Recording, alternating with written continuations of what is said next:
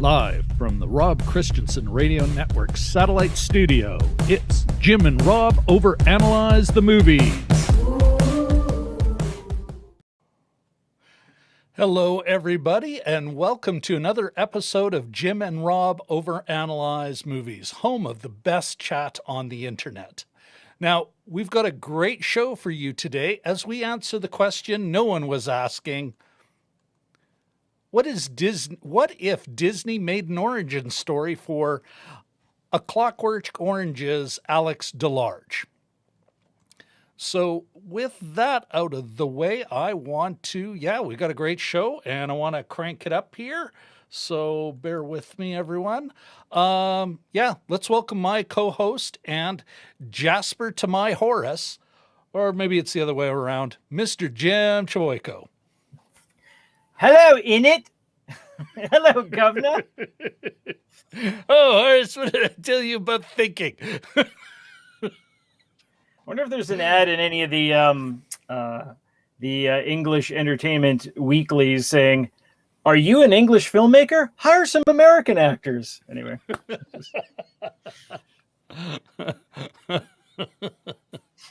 So how you doing, man? Good. Got out a little bit for the 35-degree weather. For all of our American viewers and friends, it's unseasoned. Well, it's an early heat wave for us. So 35, we're proud of. It's something like 90 degrees Fahrenheit. And I should probably check that out. But it was pretty warm. So I went on a hike with my son yesterday, right in the middle of the heat. We got there in the morning, though. And there was a swim at the end. So first swim of the year, out of the way, perfect. So it was a good day. Anyway, yeah. Well, that sounds lovely. Avu, have you been able to get out at all, or? You know what? I have been out of doors. Heck, a friend of mine and I even had like a socially distant lunch at Sargent Street Taco Shop, a local, legit taco shop. Salvadorans, like a Salvadoran immigrant family runs that show, and it's just a treat. And we stood outside and just kind of enjoyed a few tacos with the fried cheese. I recommend it. Nice. We kind of went for the medium hot sauce, which, half the time when I experience that, I'm like, it's like, well, yes, this is what we serve our children back home, but medium for you, really North American. Yeah. But yeah, we had a lovely time. Listen, Jim, you know what? You've had a very busy week. Of course, you're a 2-job working man. You've got wife and children. I have none of those things to worry about. But I don't know if you remember, I sent you this tweet. We might have even done a show about it earlier in the week. Not you and I, but on the channel. Do you remember this? Do you remember this bit of nonsense where Universal Pictures literally says, "You wake up as the new head of Universal Pictures. What would you do?" Of course, what could go wrong? Yes, exactly. I do remember that coming out. Did you read many other? I'm sure they would have gotten responses, but it seems like sort of a dangerous question to pose to the general public. Exactly, you think? Check it out. It's actually, okay, so far 2.2 thousand, so 2,200 responses, more than 6,000 retweets, more likes than not. And it's a lot of, you look at this, right off the top, there's a gentleman named Paul Pavlovsky, who's reboot this, but set it here. And then another mummy movie. And then, and then of course, you can't have a tweet without some jerk sending in something nasty. So, we'll just take that off the screen. But yeah, they got 1 million. And of course, myself, a good friend of our show, Cody Brockup from the Brockup side, Eric from Eric Thorpe Reviews. We all got together the day after this came out and contributed our terrible ideas to this, because, and it is funny, everybody, there are a million ideas out there. Most of them are bad, including ours. But I find it entertaining, Jim, when corporations are trying to be cool, they're trying to get on a trend, and it's always, no one ever goes, wow, that was a great idea, unless they're around the boss who thought it was a great idea. Then it's, you bet, boss, that was awesome. That was progressive and impressive in an organic fashion. No. Exactly. Yeah. Well, tell me though, Jim. Yeah, if you were running that show, what would you do?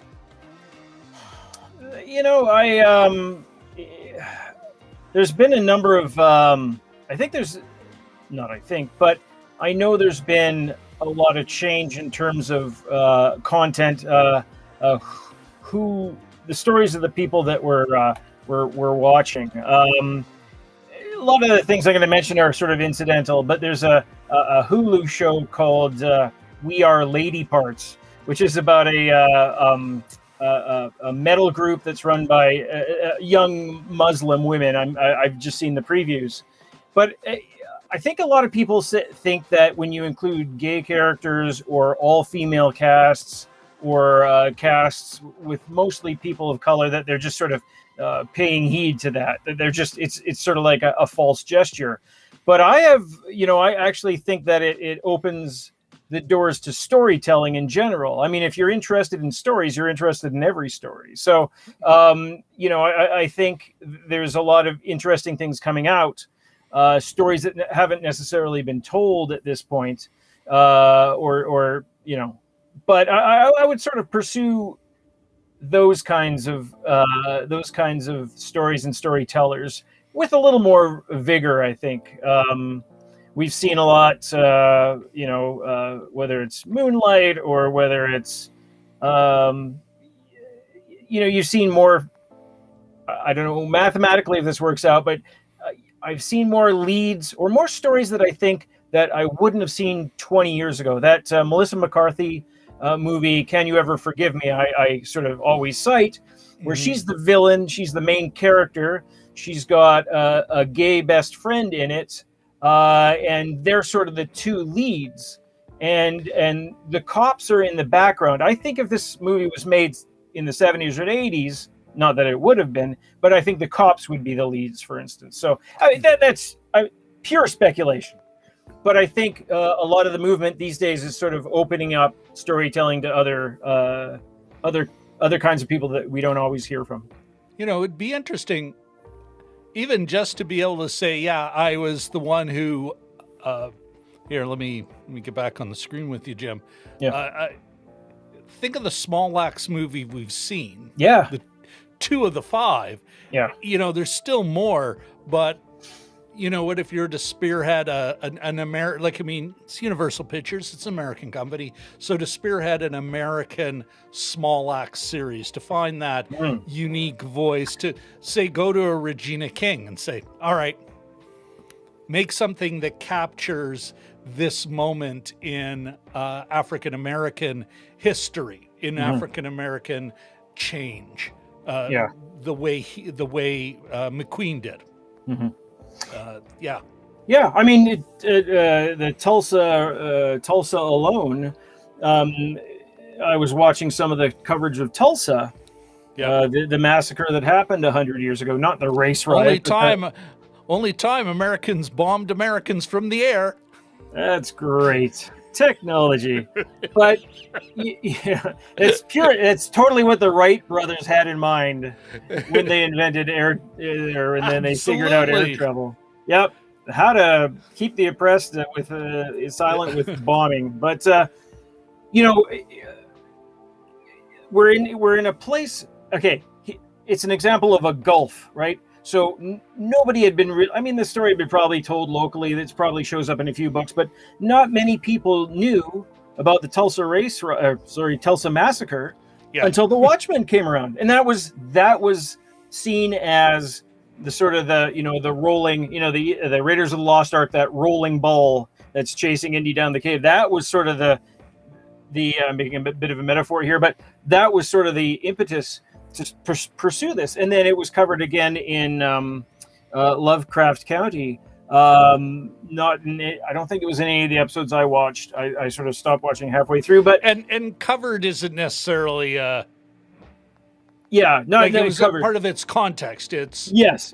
So like it was a trigger, not to downplay how well they may have treated the subject in the historical context, but it's a plot point. It's a hey, this is why something's starting.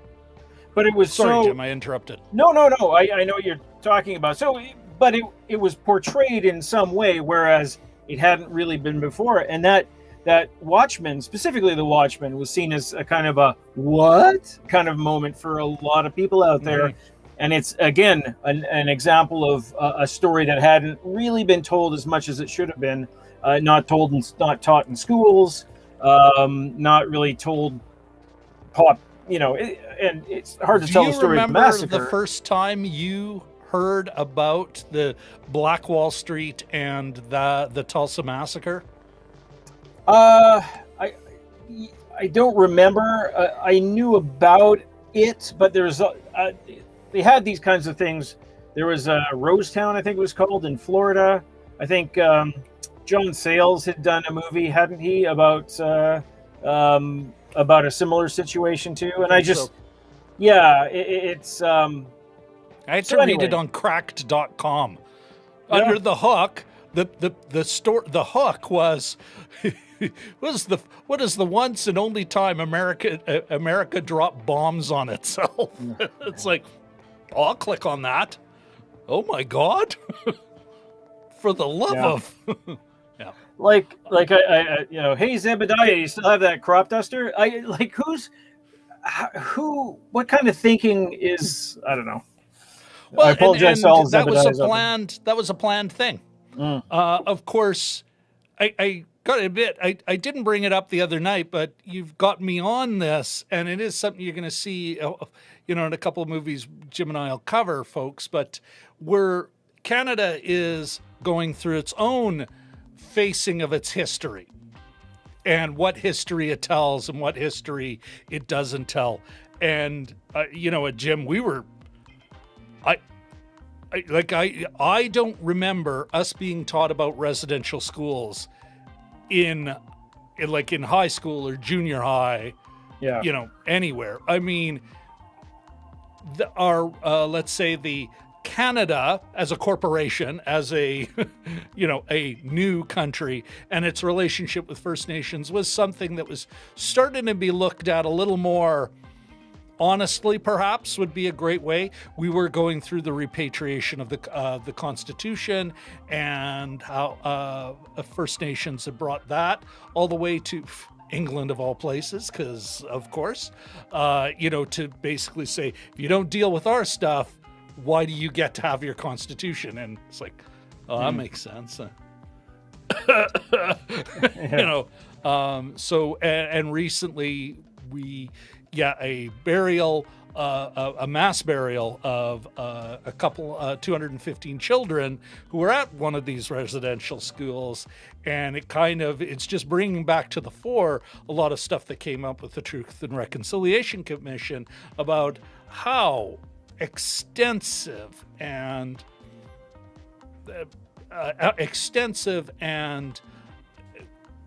I'm at a loss for words, Jim. Yeah, I mean, it's but that system was in kind of going, we care so little about you, because if these parents, if they got official word at all, it'd be, your kid got sick and died. Oh well, moving on. Nothing more than that. And it's funny, even now you've got some of our own elected leaders saying, oh, there are good things that happened at those residential schools. It's yeah. And now we're pontificating on this as though it's someone else's fault. Pontificating. Oh. Anyway, maybe we're kind of getting yeah, sorry. here, Anyway, give back me to something movies. funnier about Universal Pictures before we get into this Cruella nonsense. Yeah. So yeah. Basically, I would genuinely look for stories or things that hadn't really been told before. There's a lot of mobster movies out there, a lot of cop movies out there. Those are fine. I still enjoy watching them, but there are things that are left unexplored that You're saying we could take a break from that for a bit. Yeah, and they don't all have or to even be just dial it down a biopics. little. Yeah, and and it's just interesting to hear from other. I actually look forward to. It's funny if you watch an old war movie, and it is a war movie, right? So it'll show the cast, these big but like bridge too far kind of things, and the cast is like 40 big names because they would shoot the moon with their budget. 40 big names, 39 of them would be white American and English guy, and maybe a few German actors to play the bad guys, and a nurse, or something like that. And that's the extent of it. No people of color, and no big name for. Well, no, okay. Liv Ullmann was in A Bridge Too Far. Yeah. Sorry, they did. Oh, of course. You know what? Which is why, and why I remember in part. Yes, it's Liv Ullmann. Yeah, but also it's like, was there a woman in A Bridge? Oh, yes, there was. Yeah. Yeah, no, it's did she do nursing duty? Was it her purpose? No. But did she end up doing it? Yes. Yeah, exactly. So, and that's very situational. And Bridge Too Far does have civilians in it, so that's maybe a bad example, but that's just sort of an example. It's a perfect example. Yeah. So again, anyway. You're right. It's that huge long list. Yeah. Okay. Anything else you want to add to that, or I'll get the show going? No, that's good. I think we got some stuff to chat about with Cruella, and that's all right. Okay, with that in mind, I'm gonna take over the screen. Sure. Oh, still me. I'm going to take over the screen one more time. All right, where are we here? Okay, folks. Today we are looking at here. Let me bring up my script. Okay. All right, today we are looking at Disney's Cruella. According to Disney, she's bad. She's brilliant. She's a little mad. Basically, folks, Cruella is that origin story where we find out how young grifter Estella Miller becomes the notorious Cruella De Vil. The movie was directed by Craig Gillespie. The screenplay was written by Dana Fox and Tony McNamara, amongst others. The film stars, of course, Emma Stone, and also starring is Emma Thompson, Joel Fry, Paul Walterhauser, Kirby Howell Baptiste, John McCrea, and Mark Strong. Now, as for its ideological ingredients, would it earn a reframe stamp? It might. We'll have to find out. So we're going to give that well, we just got to leave it blank for now. It's a maybe. Is it unionized? Yes, it is. On the storytelling side, would it earn the Bechdel stamp? Yes, it would. And I think actually we've got to give a double shout out. Maybe you'll have to enter in like a romance or no thing into this, into our little testing thing. But we'll talk a bit more about that later. And then, of course, is it class conscious? No, it is not. Anyway, I think that's about it. Yeah. Jim, why don't we welcome our chat? We've got a couple of people in the chat. Let's say hello. All right, we got Richard L. and Katie. Sorry, Jim, I had rudely muted you. Sorry. Yay! And we also have the Upside Dan. Hey, Dan. Good to see you, man. All right, everyone. I think it's time now. I'm going to put the chat overlay on here. So, folks, you know what? Upside Dan is excited to hear our thoughts on this.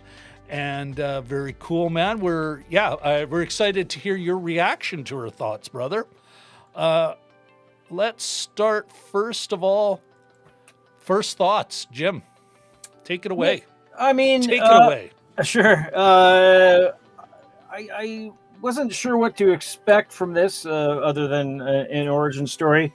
I was a little bit, for the first few minutes, I was a little nervous because that, you had two montages in the opening 20 or 25 minutes or so. The first one with Estella / Cruella as a young girl, I wasn't buying that one at all. Just the sort of all the authority figures were like the authority figures in a Twisted Sister video. They're just like that kind of like, oh, do you, I'll get you. And I know it's cartoon. It's supposed to be cartoonish and it's supposed to be stylized.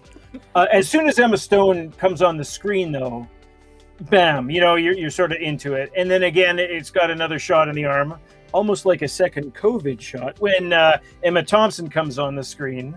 And so those two together, they sort of ameliorated any kind of doubts that I had about it. This was an okay movie. It was kind of messy. I'd like to talk. I'll talk a little bit later about some music choices. Also, some of the vocabulary.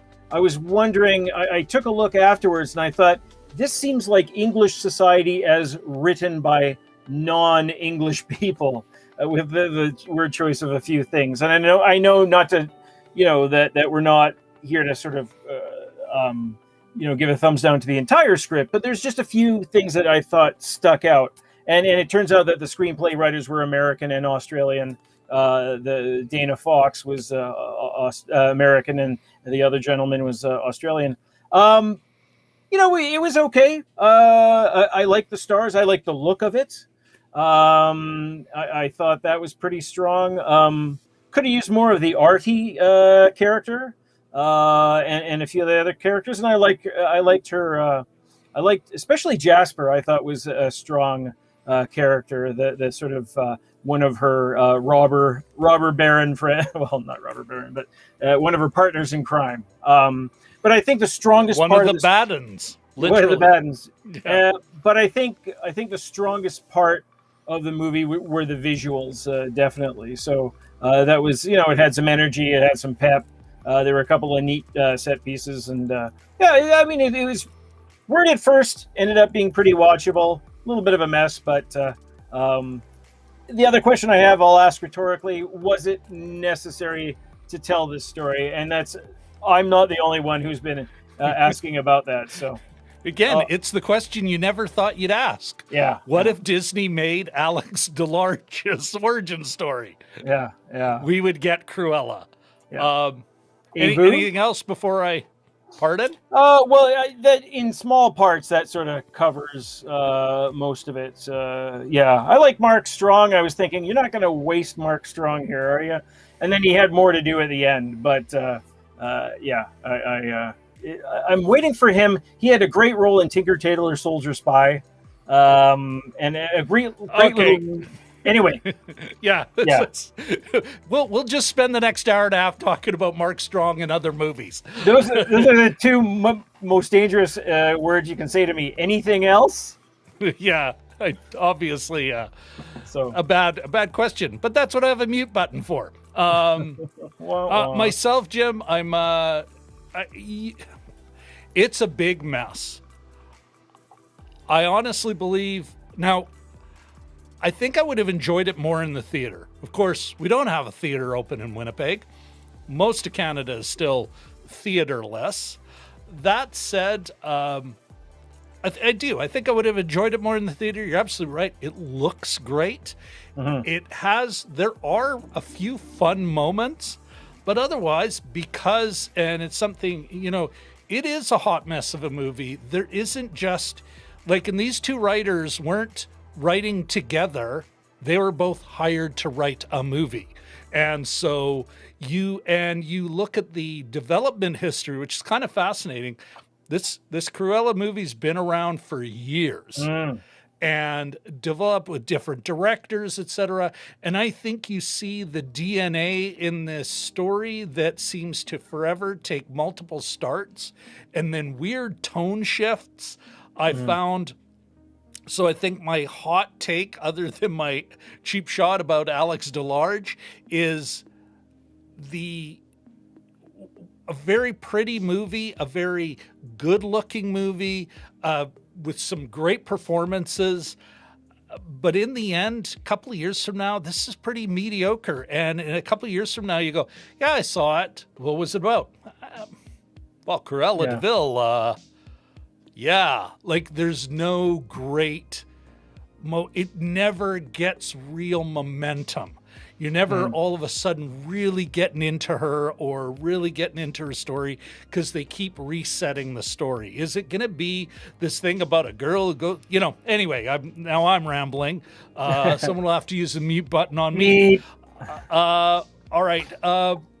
Why don't first, so Jim, is it worth your time?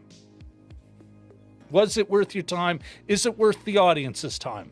Yeah, I think you can. It was okay. I think you can probably skip it. Using the scale of, are there better things out there to watch? I think there are. So I'd say not necessarily. It's hard to say for me to say a firm no, but I would say not necessarily. I can be a little firmer. No, there are so many more. I mean, there's always a better movie. But with this, there are so many more better movies. If you're thinking about watching it, you wait until it's cheap rental or it pops up on Netflix or it's on a regular within Disney Plus because you subscribe to that. Yes. Sure. You're not going to feel robbed. But yeah, this is kind of a bit of a mediocrity. Yeah, I can't say, yeah, it's worth your time. No. Yeah. No.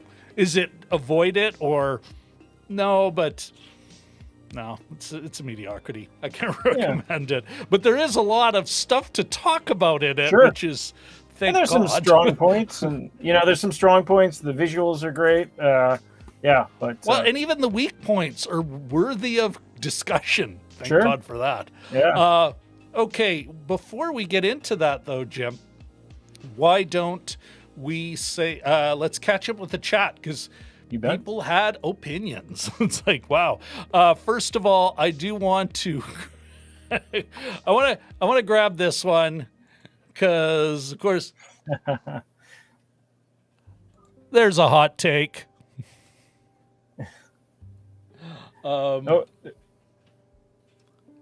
Oh, did it not come through?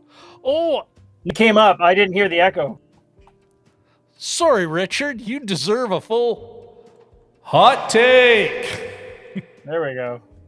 Back on track. Richard being a smart aleck here. First thoughts. Can you say a movie that's sympathetic to Cruella is taking the DeVille's advocate? Good one. We do, the Upside Down says, and this will, you know what, we're going to put a bit of a pin in this because we're going to move into craft soon, but he does say, the Upside Down was impressed with Emma Stone and Emma Thompson. He did feel that Mr. Strong was wasted. And it does agree with my take on he got to see it in the theaters and felt that I may have enjoyed it more there. Richard L. says, I went in with low expectations for the movie. Yes, it was messy, but I found it surprisingly entertaining. And I think that's kind of the thing with this. There's a bit of a bonbon aspect to it. Yeah. Like that sort of candy that's out everywhere, and you eat it and you go, oh, that was pleasant. but could you name the candy afterwards? Is it a brand you recognize or anything? No, it isn't. But good, interesting take there. And then, of course, the upside down is saying, go see a different movie. I don't know how we're going to go see anything, Dan. Yeah, Manitoba, anyway, we're in the worst spot right now for COVID, so in not Canada. Opening up anytime soon. Yeah. No. All right, so let's get back to our agenda and talk about The Craft. Mm-hmm. Jim, I don't know about you. When I think of this, okay, I'm going to save another comparison for later. Okay. It's going to be hard. I will say, though, yeah, it looks beautiful, although there is a part of me thinking, as far as the 70s look and the 70s punk scene it was trying to portray, I thought, as far as the look and the accuracy, I was really questioning the accuracy of the look. It did not feel the 70s to me. And it, unlike going back to Mangrove, Small Axe Mangrove, which so felt the 70s, felt like a 70s scene. And I like watching this movie, even looking at her style, and supposedly it's kind of a punk aesthetic. And I'm like, I'm not. I don't know, maybe a punk influenced aesthetic, but was it really capturing the heart of London fashion of that time? Yeah. I wasn't sure of. I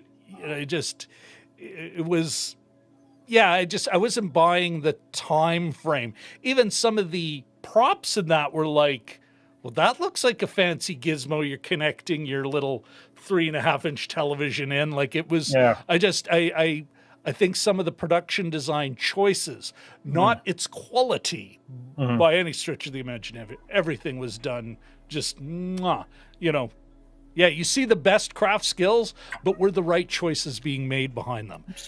The other thing was, I am not sure. Emma Thompson's, I never really bought her as truly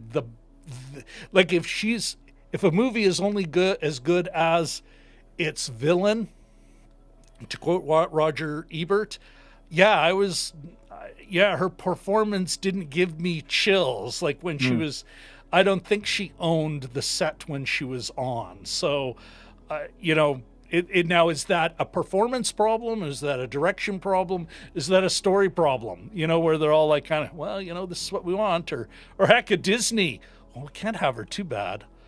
Hey, weren't you the guys in the 60s who basically she just wanted to skin puppies? It's like, I know, but it's a different world now. Yeah. I don't know. What do you think? Like what, just as far as the nuts and bolts of this film, what did you think of it? Well, talking about craft, the things that I wanted to sort of point out, I thought, and that makes sense, your comments on whether or not they dropped the ball in terms of the choices in production design and look and punk inspiration. You can maybe use the phrase punk adjacent. Was not necessarily like right on the nose. And it might have been, it might have been actually even more fun if you're able to, and maybe you needed a younger director to sort of get the handle on that, like to bring over a truly reckless, almost like to my mind, there was a little bit of a nod to Heath Ledger when she was riding the garbage truck. It sort of reminded me of the shot of Heath Ledger with his head out the police car window. If you had a little bit more of that insanity. So much.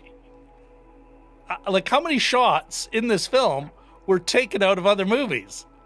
Yeah. And we're seeing that a lot these days. What was the other one? Army of the Dead has definite aliens, almost shot by shot recreations of certain scenes. But Just want to So, yeah. remind everyone, because I'm going to be dropping some spoilers almost immediately. We are in the spoiler zone.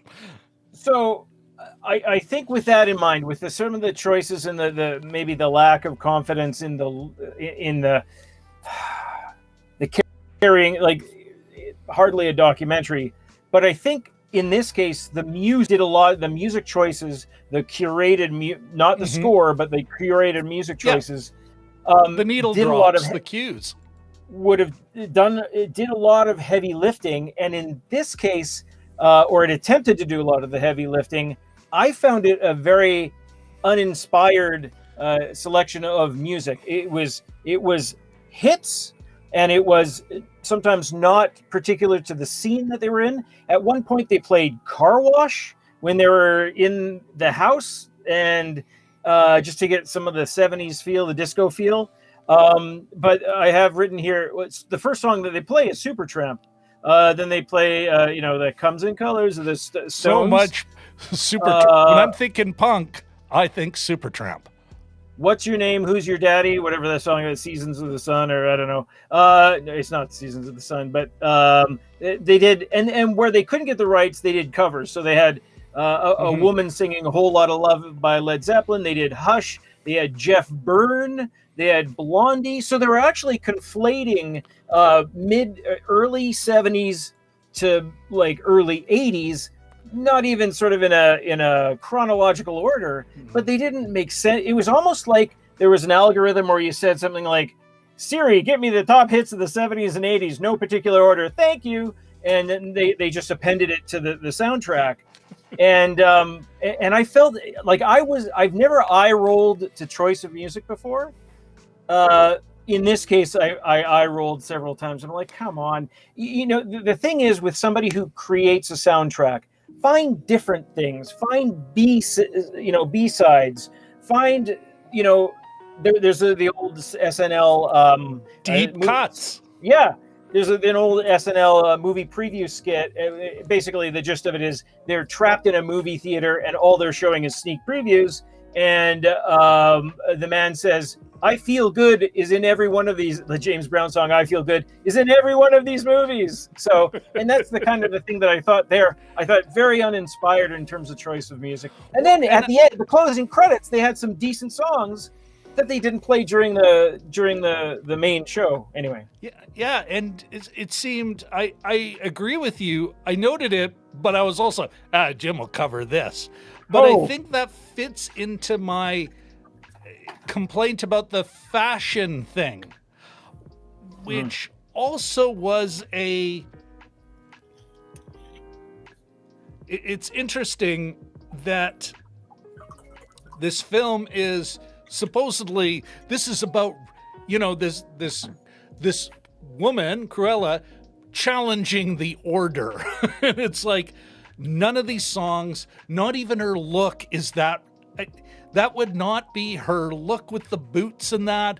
It's like, well, I know I'm looking at this 50 plus years later, but I'm still thinking, that wasn't that risque, especially because London by that time was churning out so much, like they were such a fashion leader from the 60s, and I'm thinking the mod and all that, like, yeah, it should be just another,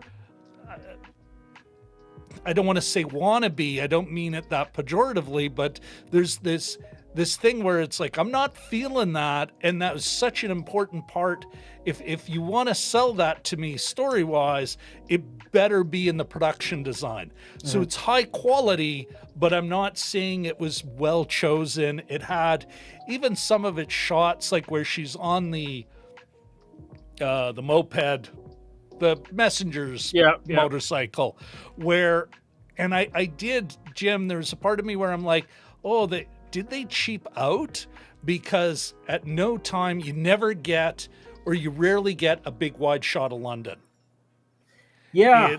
And even some of the street markings in that, I'm like, I think that's just London now. Like, I mean, I've been in there, and I've been into London in the last 5 years, and I'm like, the streets look like the London I'm not familiar with, but, a couple of times in the last decade.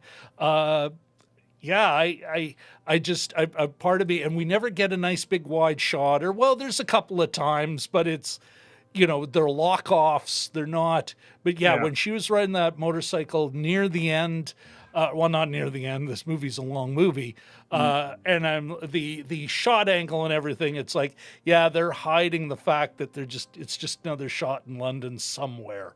Yeah. And so the Regent Park, location where she went to talk to her dead mother at the fountain, that was used a lot. I think in one of the shots, maybe towards the end, they had a shot of, the St. Paul's Cathedral, which I think is mandatory in any movie about London. You have to have St. Paul's there. Oh, except for the Small Axe movies, you never see St. Paul's, but they're a big old.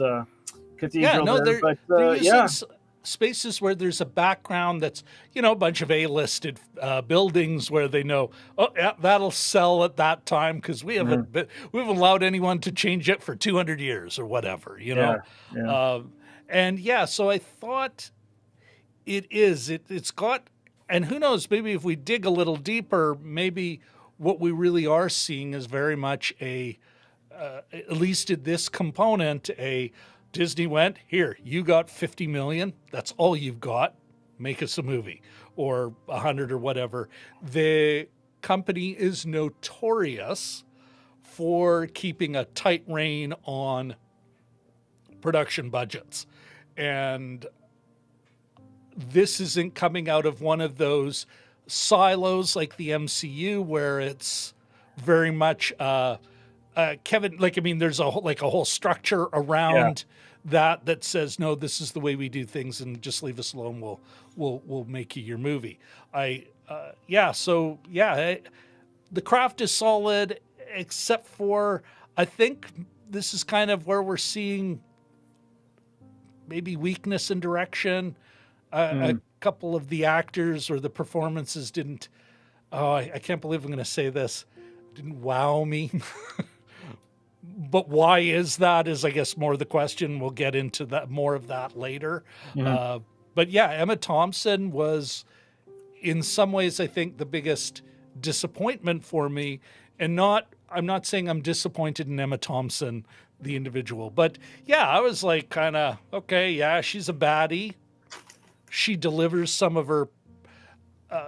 The actor, it does deliver some sting to it, but in the end, I mean, I'm just like, she's not that frightening. Yeah. And we even saw her kill a woman with dogs. And so I'm still, by the end, it's like, I don't know. And some of the things too. When we talk about story, we can talk about that. But I just lost my train of thought there. I was going to say something super intriguing. Let's skip on. Pithy yet. Yeah. You would have loved it. You know what? We'll move on to story here, because I think this is where a lot of this film, like, where we're seeing its problems. Even going back into craft, is it one of those things where, like, screw it, we got to make this movie, or we have to pay Emma Stone, who's on a pay or play $20 million picture, just go make the goddamn movie, even though the script isn't ready. The story's such a mess. Oh, I know what I want. There's a couple things just about, some of the word choices. Again, when I was saying that it sounded like Americans trying to write for an English, trying to write English, basically. And I may be off on this, but sometimes they drop a word like the word kid. I tend to think as opposed to child. Another one was psycho, and that's sort of, short form for psychopath, obviously. Yeah. There were a couple things like that just seemed really American to me. I may be way off on this. It may just be me, but there's that movie, what was that movie last year about the American kid who was like, became King Arthur, the kid in King Arthur's court or something like that. Yeah. But it wasn't an American kid. Oh, it wasn't? Okay. The kid who would be king? That was a great movie.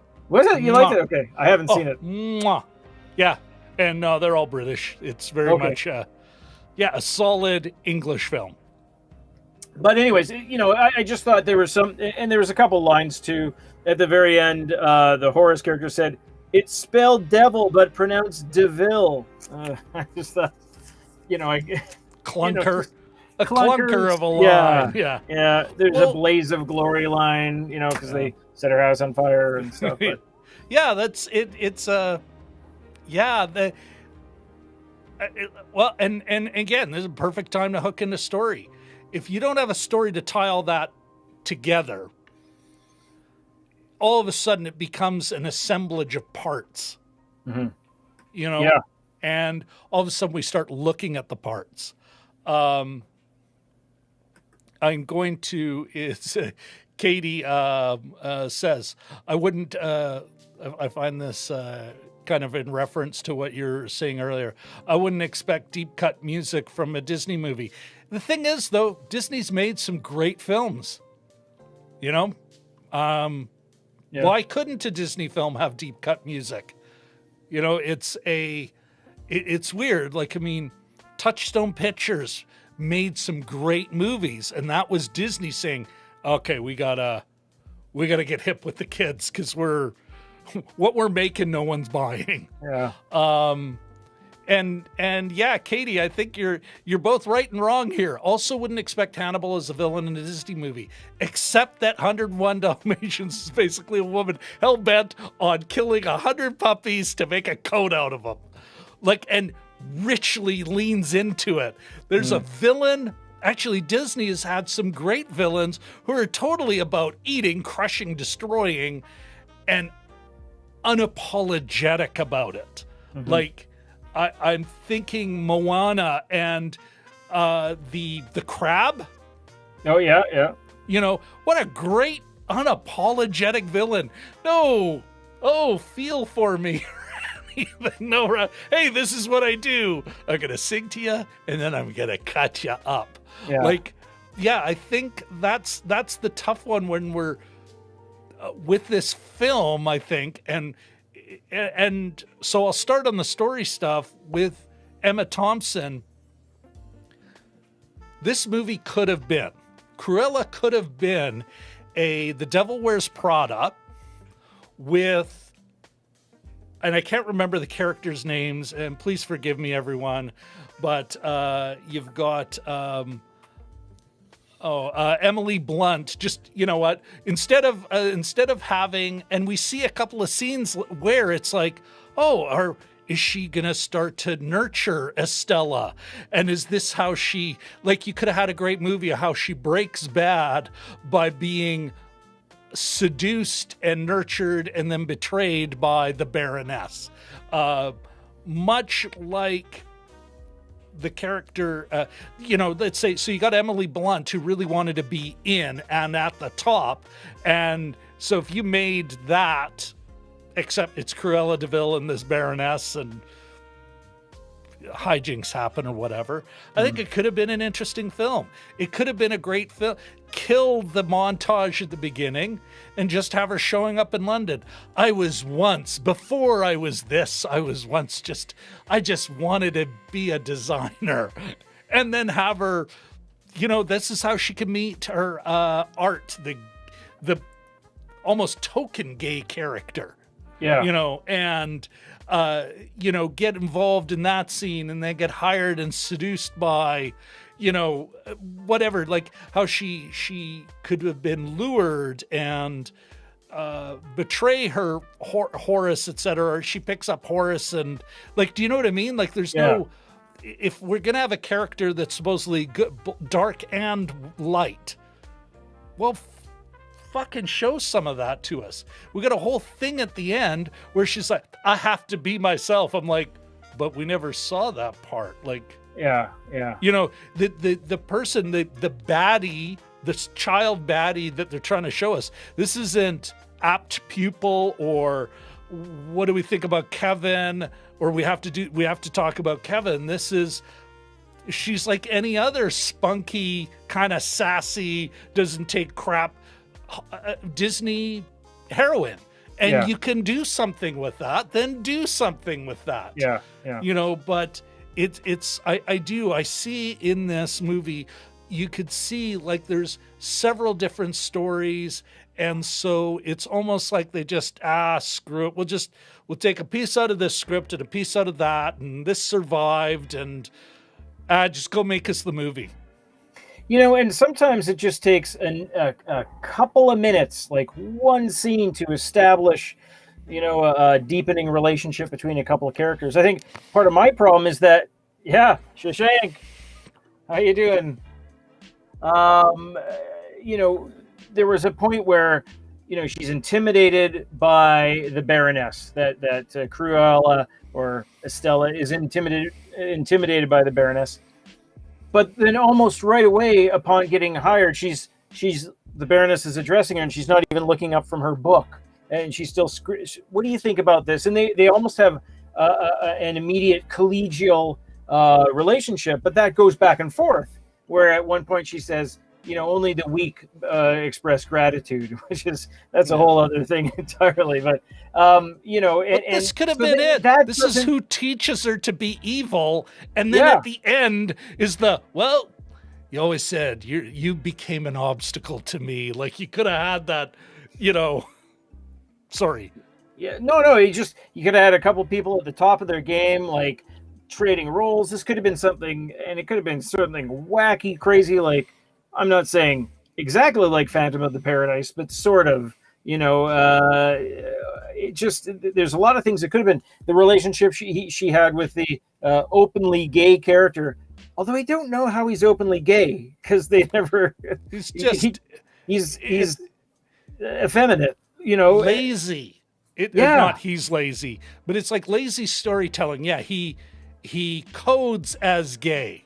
Yes, yeah. And it's like, okay, I guess, and you're right, Jim. You know what? He's just so obviously coded as gay, and it's like, I guess this is the most we're going to get out of a Disney film.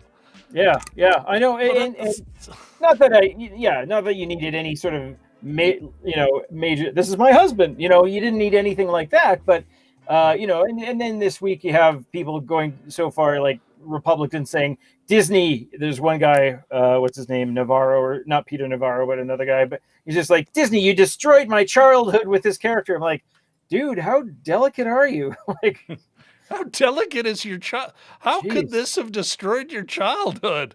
What the? As they say in Hairspray, you're not going to remember what this movie is about in 2 years. As they say in Hairspray, welcome to the 60s, baby. Like, just like, come on. And that character is barely in this movie. 10 lines? Barely in it. It's like another character they don't do anything with. No, could have been totally interesting. Like I was like, the first scene with them, it's like she says, "Oh, we're going to be best friends." She walks into his shop, and he's sort of a barometer. So after she's declared dead, he's reading about her and looking sad. He looks up and he goes, and she comes in with a fake mustache or whatever. Yeah. And we already said spoiler zone, yeah. So and that's a neat scene. Like, the scenes that they have together are neat. There's just not enough of them, and you see him in the background working hard and doing design stuff, and that was so underdeveloped. Maybe like an exploited wretch in the basement. And maybe they're talking heavily about a sequel at this point, so maybe you'll see more of that or less of it, depending on what kind of backlash they get or what have you. But yeah, a lot of these things weren't developed. And even, to the point where we're talking about the punk scene, if you had totally developed that punk scene, if you had somebody with a little bit more knowledge or get a young, anyway, the one thing that I'll give her is that when they start establishing her as a punk, she gets drunk and she sort of destroys a window display, and that's cool looking in a beautiful way, in that kind of crazy sort of jokery kind of way, and that's got a distinct look. And they don't, aside from that and the garbage truck scene and a couple scenes where she upstages the Baroness, that's kind of the fun you could have had with it. You could have gone even further with that, and they just didn't, Yeah, well, and that's where I think that's where the part of the problem. Actually, and it's a 50-50 story, and we get craft like this. And maybe I should. You know what? is it Disney's fault? Disney's made great films. I should stop saying, oh, it's a Disney movie. It lets the filmmakers off. But you can see that mishmash of choices, as I saw in production design, you saw in the Music. it's like, oh, well, I heard a Clash song, but what? No hint of the Sex Pistols? I know they're later 70s, but you know what? Like, give me something. There is a lot of stuff going on in the early 70s and even late 60s that sort of, I don't know, did we get one Lou Reed tune, or maybe I'm, you know what, this is where we need you and Richard to chime in. But you get a whole bunch of parts, an assembly of inconsistent parts from a story that is not a cohesive whole. You know, it feels like even when she goes crazy and becomes Cruella for a while, and it's like, what? You know, just an unearned moment, unearned.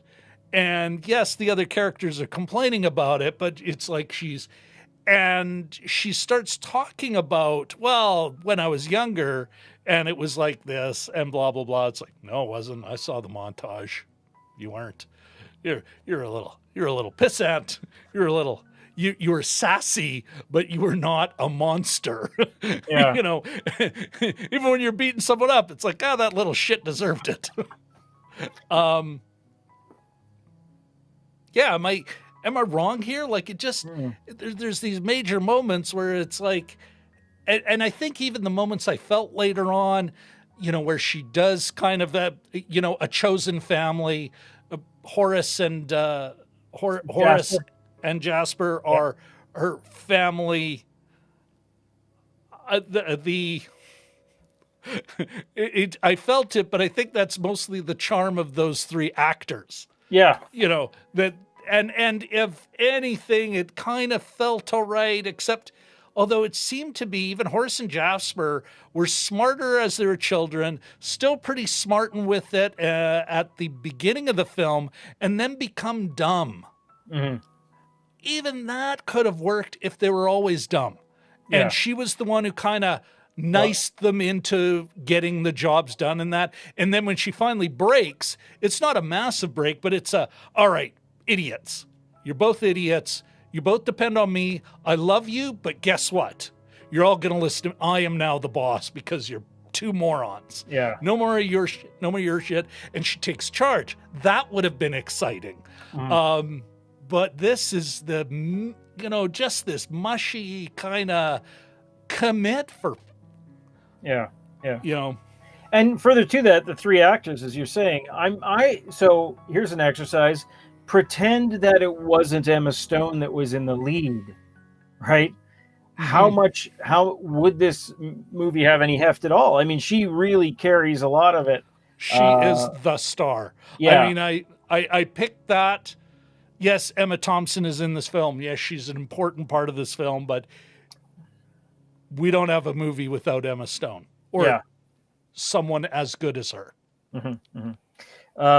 The one who played Horace actually is interesting because I thought he was an English actor that I'd seen before, but it's Paul Walter Hauser, who was he was in the Richard what's that name? The Clint Eastwood movie about the wrongfully convicted Atlanta bomber suspect there, Richard Jewell. I think he was the lead in that. So, you know, this is an American actor. And the one that played Jasper, I think his name was Joel Fry. I quite liked him. I didn't notice anything wrong with the accent or anything like that. But it just was sort of an interesting choice. Maybe it was, I should have looked where it was filmed. I didn't, but. And I think it was filmed in England. It was. Okay. I did think, I think we're all globally harder on stars and their accent. Yeah. Because we know they aren't. And so it becomes really easy to drill in and go, well, that isn't the way that's said. Yes, then there are some where just comically bad, but Gwyneth Paltrow really got a beating on a couple of her performances, but not at the time. Yeah. It was only later, when it was fun to beat up on Gwyneth Paltrow, that it became a thing to make fun of her accent. Well, of course, there's Dick Van Dyke too in Mary Poppins, which is sort of Kevin Costner level, and still one of the best films, ever. Yeah. Again, later on, well, that was a terrible accent. I don't know. It doesn't seem to stop people from enjoying that film. Yeah. Of it being a magical part of people's childhoods.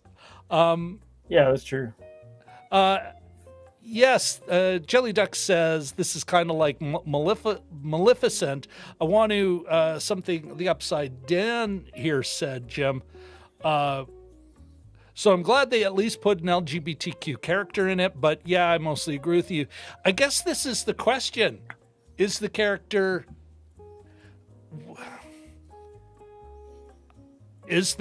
gay? Like, we don't actually have anything other than a coded presentation. And although I think it would be reasonable in real life to kind of go, I think he might be gay. If the thought arises. But I think in a film where it's like, oh, we'll present him as gay, but we're going to make sure we don't actually confirm it because we're thinking about the Chinese market, that you kind of go, you can't.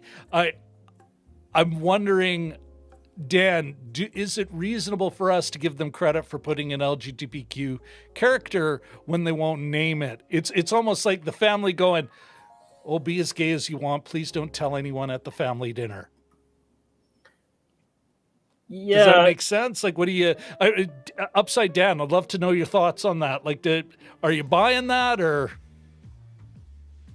There was also a number of these, the characters, and I guess, realistically, you can't make a story about fashion without having gay characters. Just but the guy who plays Gerald, I just looked it up. I didn't know the name previously, but Cruella, or Estella's first boss, when she's a cleaning lady, basically, he could be. I guess you could, in the same way, he's sort of codified as he's a little prissy, a little proper. What's the Seinfeld thing? Is Smithers-esque. Yes. Oh, he vacuums, isn't it? Single, neat, and clean, or thin and neat, or something. And I guess he could be as well. I'm not sure, but they do a lot of that, almost in a caricature way, caricaturistic way. And, I'm not sure that I think entirely complimentary. Yeah, I think art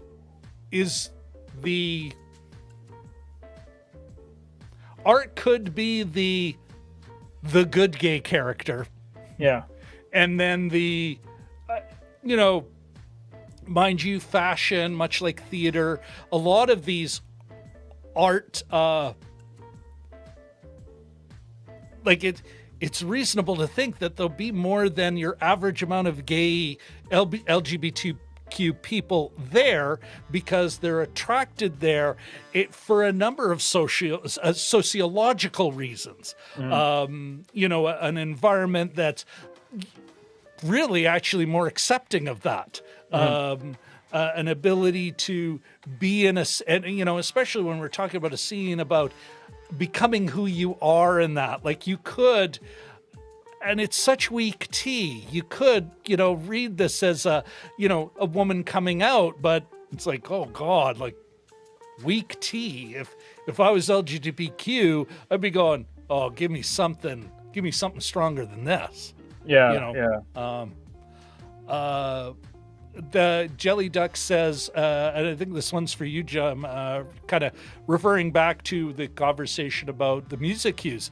And he's talking about the Stooges. The Ramones, which I always thought was more of a later 70s thing, but more energy than we heard here. Yeah. Well, I was going to say, I looked it up during it when just a second ago. There's an old SCTV skit Call it's I still love surprise, I love it. Where John Candy's on drums, Martin Short's the lead singer, I think Joe Flaherty's on, and Eugene Levy are on guitars, and they're a punk band called the Queen Haters, and their single is "I Hate the Bloody Queen." And John Candy has a bald wig. He's got like he's got a bald head on. He's got like a leopard. He's got some kind of robe with an ascot and tortoiseshell glasses with chains, I think. And he's without expression. He's playing the drums in the background. It's one of the funniest things. But Martin Short actually seems like Radiohead's Tom York about 20 years before 15 years before they came out. But if you have Google handy, the chorus, "I Hate the Bloody Queen," it's worth 3 minutes.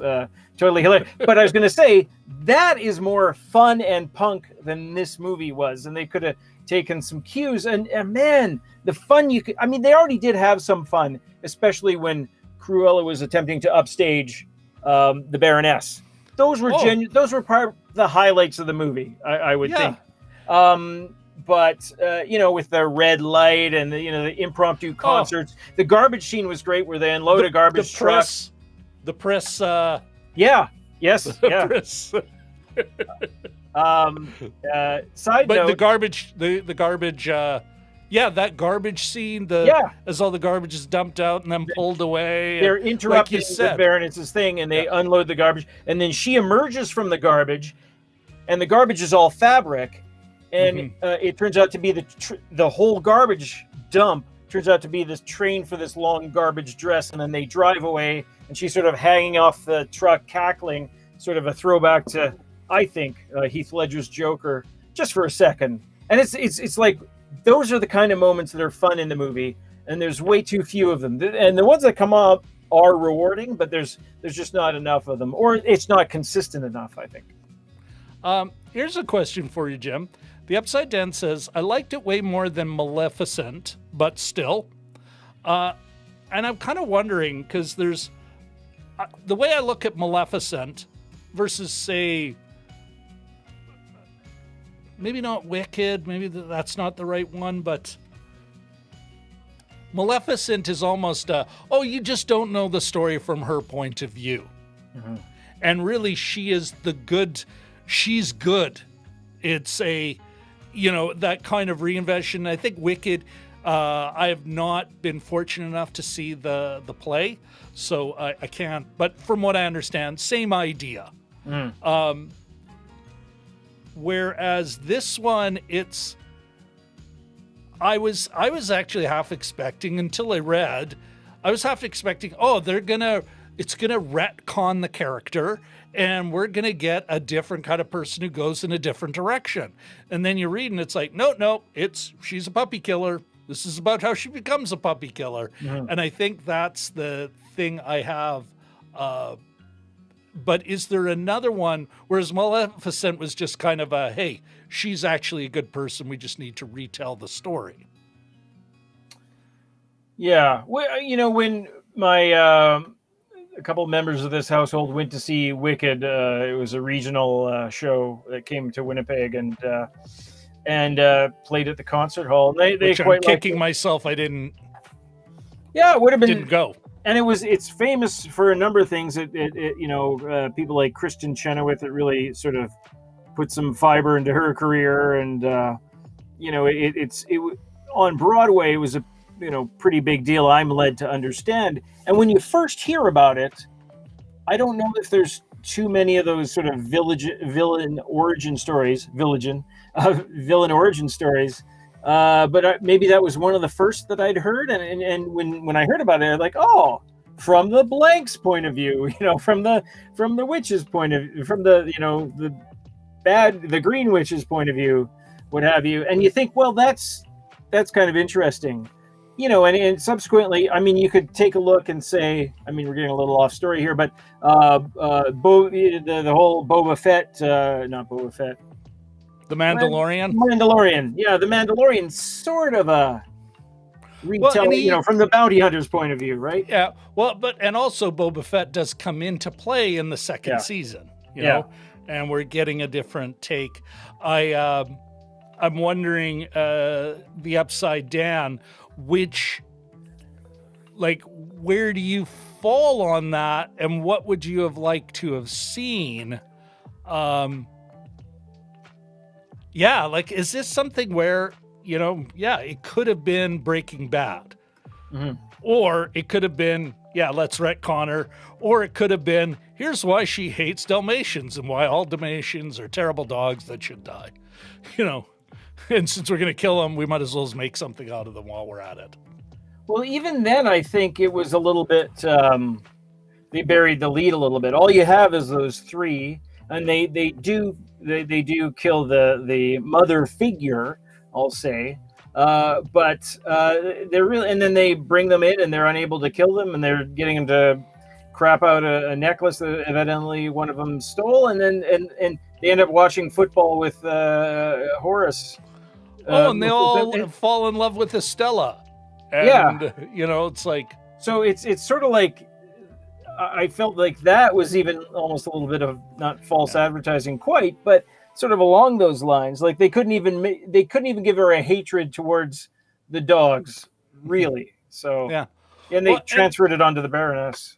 Well, and I'm wondering if, and maybe this is, I've never been a fan of digging into plot holes, but I think it's worthy of a quick conversation about the ones in this movie, because I think that goes. Say that again. Sure. Yeah. Absolutely. Yeah. Because I think that it shows how weak the story was, and how it might have even been a mishmash. Again, cutting and pasting for multiple scripts, just doing the most laziest work to kind of tie them all together. I'm not saying these screenwriters are lazy. Heck, who knows? You know what? We're not in the development room, so we don't know. Yeah. But what we do get is a story that feels lazy. And these plot holes are a good example of it. But first, we got an entertaining take from Katie Fowler. Oh, wait. No, I don't want to talk about Richard and his accuracy. I want to talk about Katie and her entertainment. Didn't know Dalmatians were naturally aggressive. Neither did I. No. Actually, from what I understand, they're pretty skittish animals. Like, they're kind of high-strung. They're, not, Yeah, and it'd be like 101 wiener dogs or something like that. Like, I don't see the... and the other thing I hate, I really can't stand is computerized animal faces. I'm just so, that's television commercial town there. When you have at the end of the commercial, the cat looks surprised. And I hate it as a storytelling technique or ingredient or whatever. I just use the real, if you can't use the real thing, don't. Maybe it's another weapon for storytellers. Maybe it works in cartoons or stuff for kids, which leads me to the question, who is this for? Which we can get to later. But well, I think that's another perhaps possible reason why the story has these conflicts in it. Yeah. But we want to sell it to the family. You get this mush of, some of the animal bits I enjoyed. I enjoyed the dog that's a rat. Yes. With one eye. I thought all those bits were good. It's like, oh, well, at least the dog will be funny. And Horace and their interaction. But let's back to plot holes, or as Richard L. now says. Oh, wait. Why didn't it go? Oh, there we go. 3 down. Sort of like a Gopher Town. Yes. What was the most egregious to you, Jim?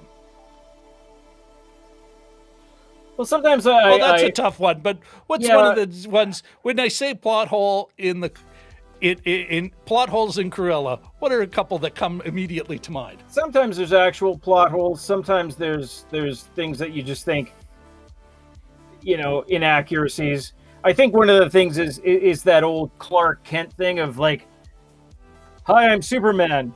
Hey, I heard Superman was here. Where'd he go? I don't know, Clark. I'm looking for Superman." She put on a wig too. Huh? Huh? So it's COVID times, But I wouldn't right? call that. Yeah, I agree with you. That's not a plot hole. That's Yeah. a lazy. Well, okay, and I don't even think it's a trope formally, but Yeah. it would be on TV tropes for sure. Quick thing, just lazy. And Ant-Man, the Ant-Man and the Wasp did a great job where they're all being chased, all three of them, and they got sunglasses and ball caps. It's like, we're disguised, and he's like, we're not disguised, we look like us going to a baseball game. Like, it's such a great killer of that BS. Put on a hat. yeah. So, Well, yeah. it's just a quick aside, because we're living in COVID times. I have an accountant because we have a complicated thing. So I walk into his office. I see this guy once a year. I had my mask on this time. I see again. I sometimes talk to him on the phone. I see him once a year. I walk in with my mask. He goes, "Oh, hi, Jim." I've got a hat on. I've got a mask on. I have a beard that I may not have had last time I talked to him. He knew exactly who I was. But anyway. Yeah. Okay. So plot holes. Yeah. Plot hole. Yeah, go. Well, I was just gonna say, this one's not really a hole either. Just her fake dive off the cliff, which she opens up a parachute. It's not really I think it's unlikely. I would argue that is a plot hole. Oh, you think so? Because Okay. there's no body. You remember the whole sequence of they can't find the body there, like that. No one would go, "Oh, no one found Cruella De Vil's body. No one found this random girl that we saw a major society matron push off, who was an employee." And boy, they certainly look like, that I would argue that's the plot hole. Probably the biggest one they have here. But I think there are a couple of other, wait, what? That doesn't make any sense. Go ahead. No, just the sort of, because Mark Strong saves her from the fire, so that's not really a plot hole. But anyway, go ahead. I would say now on Mark Strong, is it a plot hole or is it just a really I don't know. I think this is a plot hole. You're missing a scene. You're missing something that explains something else. Like there's a disconnect. Mm-hmm. Mark Strong is a loyal servant to this woman. Why? Apparently thought this is maybe just bad character background or something. Yeah. He's been a loyal servant to this woman and all her nefarious doings and goings on. Even though he, from the first scene now, he's just like, oh no, that's the little girl, and then later, like I had such a hard time with that. Yeah. His character's name is John. I just looked it up. I had to look it up, but yeah, his character. Wow, it's so lazy. Even though you're absolutely right, John the Butler. You're absolutely right. Like it's something I've forgotten. So lame.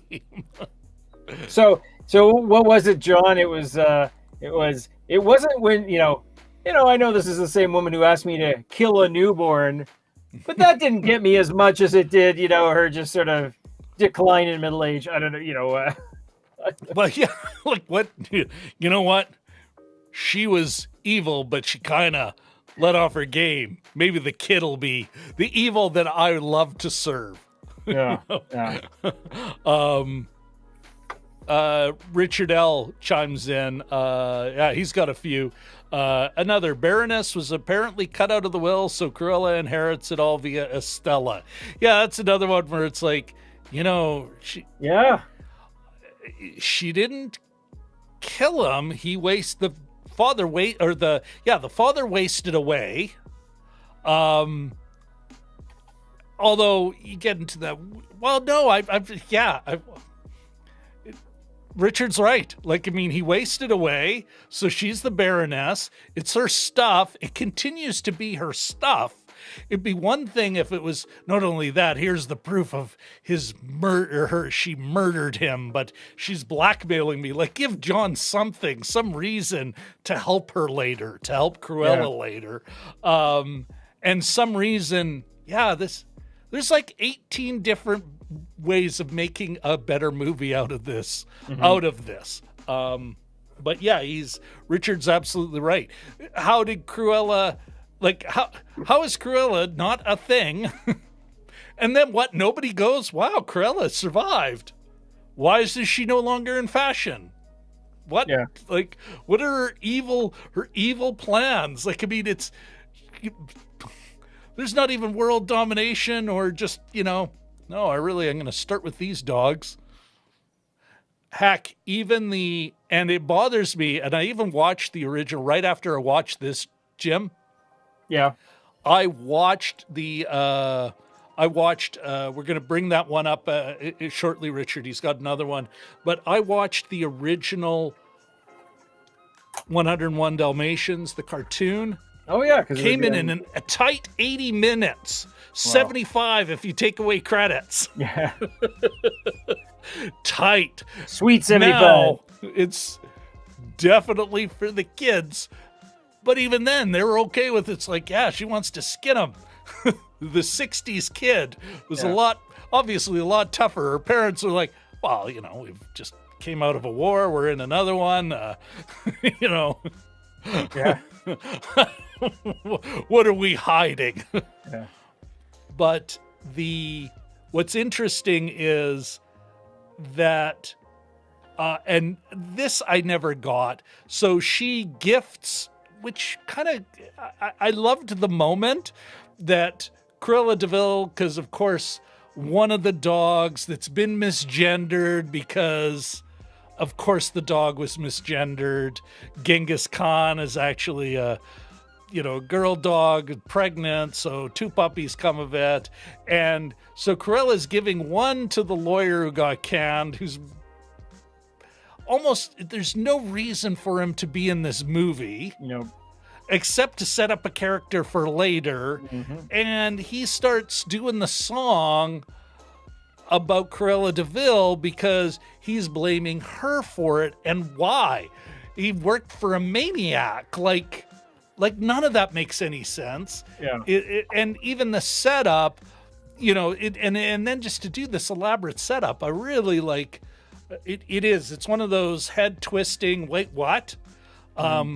And what could have been just a cute moment of, well, here's Pongo, here's Perdita, and have him playing the song. Yeah. But him forcing that, giving it to us in exposition, first of all, like so many other things they did. And then forcing that, that's why he was writing Cruella De Vil. No, they're all school buddies. It's very clear in the original text. Canon says. Yeah. But you know what I mean? Like, I really dislike that. Here, let's bring up Richards. This ought to be entertaining. Jasper and Horace, who grew up as orphans, who survived by pickpocketing, get arrested as adults, and it's their first run-in with the law. Well, they were so good. They were so good at eluding the law, Richard. Yeah. Well, which would be okay, except they turned into idiots over the course of the film. Yeah. Which really bugged the living crap out of me. Yeah. It's like Homer Simpsonitis as he gets less intelligent as the series goes on. Upside Down's paying attention. So that means Pongo and Perdita get together, but they're siblings. Sweet.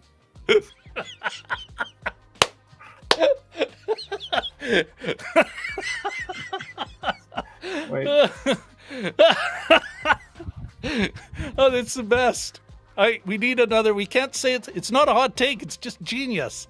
Thank you very much. Upside Down, thank you so much for dropping in. This is, I mean, Good night, Buffalo. Yeah, exactly. It's absolutely right, though. This is Luke and Leah continuing. Nobody's ever made that mistake before. Let's just make these two siblings. Oh, it's great. I think and now this is the perfect moment to to move into the meaning. What's a story choice that won't bite us in the ass eventually? Just make them siblings. All right, meeting over. Sushi?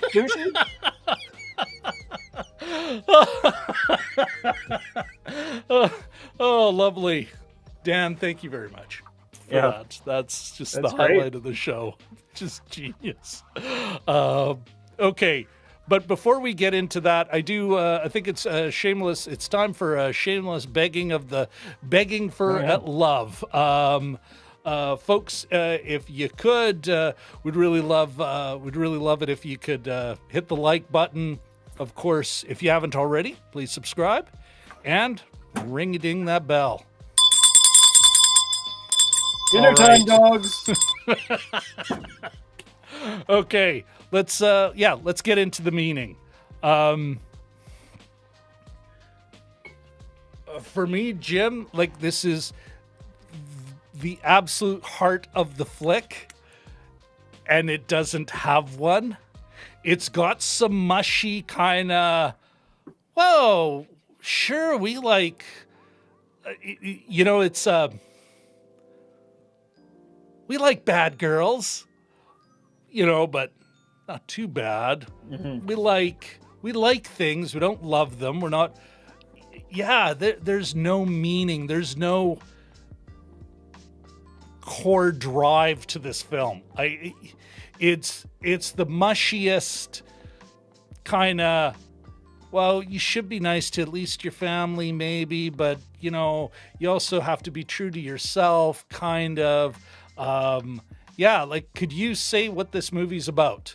Like, in any real way? I was thinking about that earlier today, and I was all set to take some notes and that kind of thing. And then I mean, is it about family? Well, there's a lot about found family, right? Especially at the end when they're going into the sprinkling of it, mansion that she's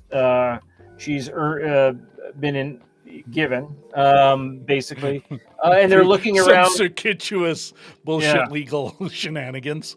But and who is it? I think John is there, and Jasper and Horace. And Artie is there. Was anybody else there? No, that's it. The dogs. The dogs. Was the reporter there? The young Anita? No. I don't think so. But no. Is it about your past? Is it about your future? Is it about fate? I was wondering if it's about fate. And I because it's nurture versus nature. I think you'd said that. Like, does it arrive there though, or is it just sort of setting up? Is it just setting up like a next movie, perhaps? Again, you're already talking about a sequel, rather. So I've got the. Where is it? I do believe I have. Let's see if I can't pull it up. According to the Hollywood Reporter, here I'll put it on the screen. Let's get it on the screen. Waitingly. According to the Hollywood Reporter, is in the works. Let's give it the whole screen for a second there. Is in the works at Disney. It's an exclusive. Ooh. Tony McNamara, not Dana, but Tony. Who knows? Maybe they said, we really should have can't believe we're going to dodge a bullet here. We should have an actual movie about something. But Gillespie and screenwriter McNamara expect to return. Early development. Mm-hmm. Though, this, I could see this happening, Jim. In part, I could imagine this being made into, like, just getting it because it came out at the right time when we're all just so desperate to go watch a movie. Mm-hmm. And it's got hardly any competition, really. It's mushy enough that it can be considered family-friendly. And I mean, I haven't seen Raya and the Last Dragon, which I've heard wonderful things, and I will watch this week actually. Yeah, that's a good. But you can't say Disney's had real bangers in the last year. Not since maybe Moana, but Mulan was a bust. Another film that felt very corporate made, kind of.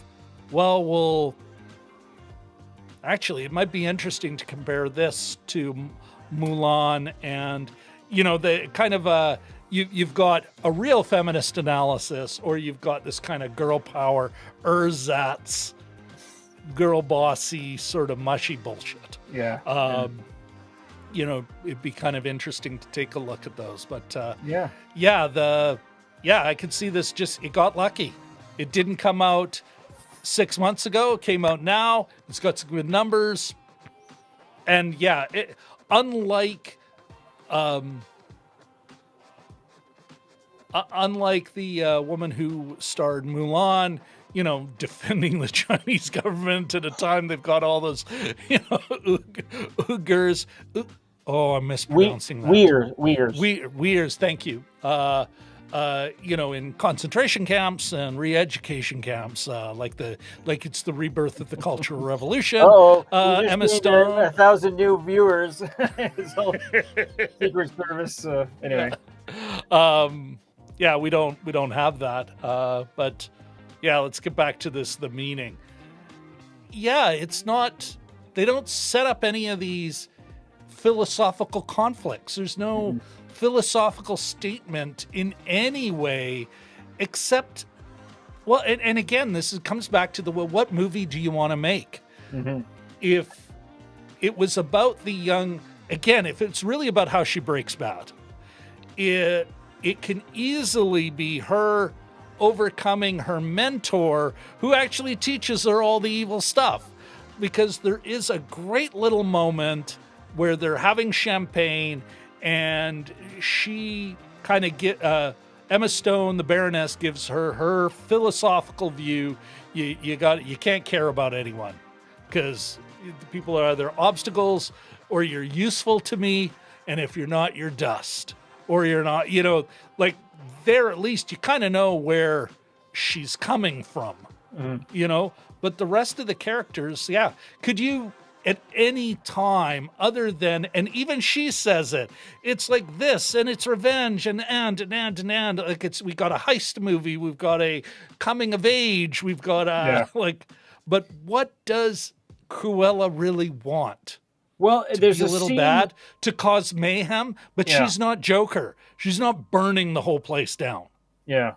There's a scene close to the end where she has just discovered who she is, that the Baroness is her real mother, the woman that she had considered a mother who had been killed by the Baroness was sort of a liar, a stand-in, and she's talking to her at her dead spirit at the fountain, and she talks about, is this what you wanted me to be? I can't remember. I'm paraphrasing poorly, you shoved me into you tried to love me into being nice, or nice me into.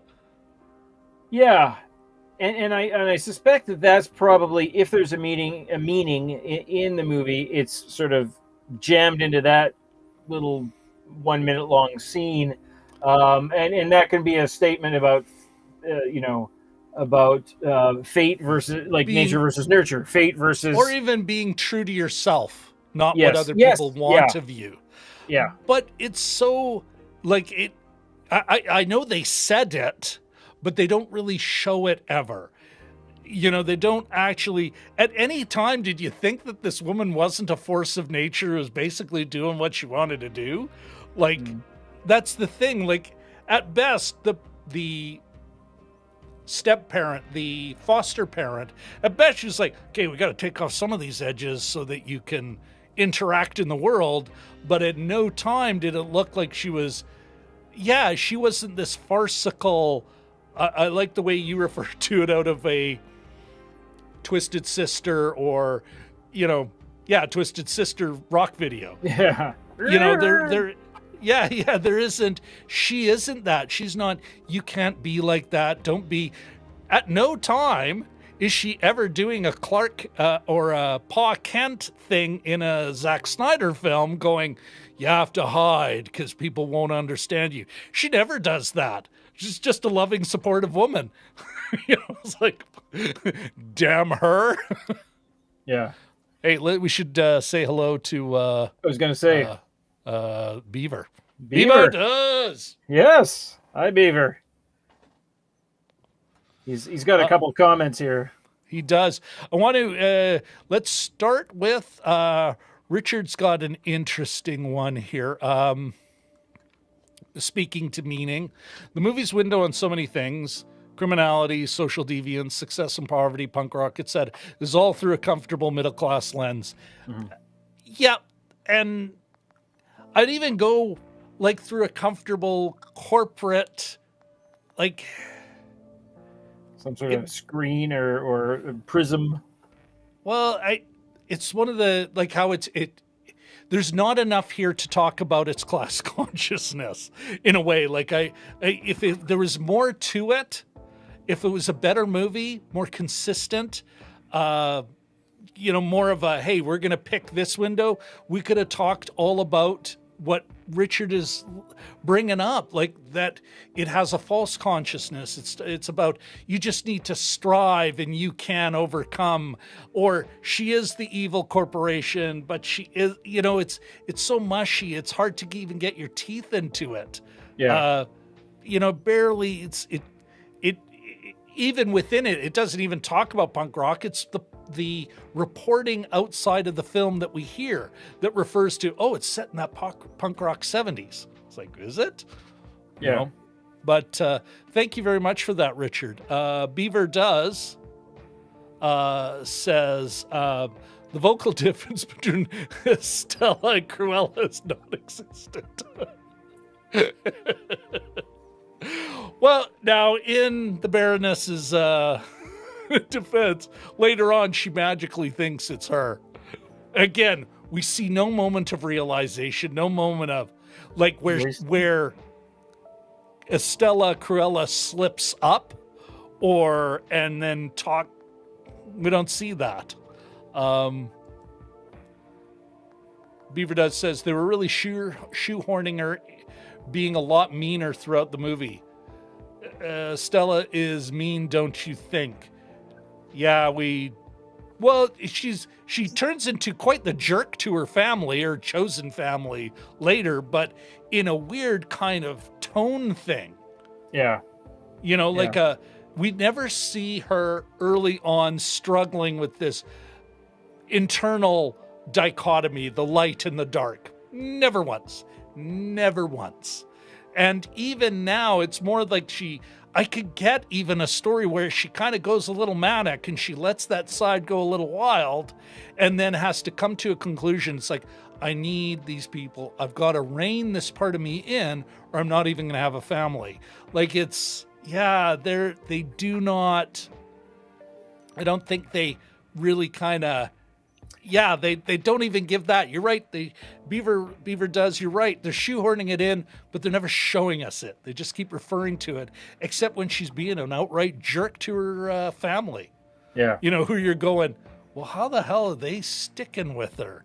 And then you're my family. It's like, well, oh, for fuck's sakes. You know, and then, you know, this is all leading. Language. I mean, it's not that it leads to, you know, it's leading to her becoming a villain, right? So, hey, yeah. Brian.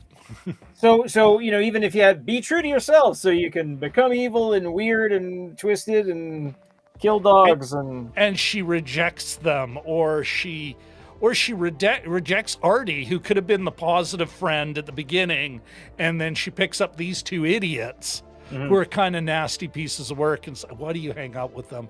Don't worry about that there, but we're friends, they're not my friends. And then later on, as she breaks bad, no, these are my friends. You idiots, you're nothing to me if you're not helpful. Like, we don't see her become that, eh?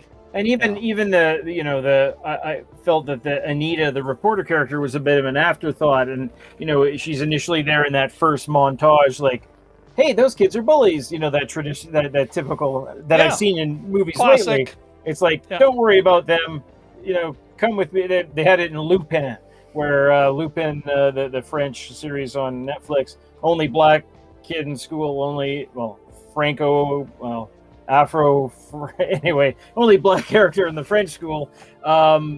Which seems a little ridiculous. I've been to France. And a lot of black people. Well, this was said many decades. It's a fancy school, and it was back in the day. So the kid with glasses, 70s, the 80s, the smart kid, because he's got glasses, comes up and says, "Hey, you leave this guy alone. Come with me.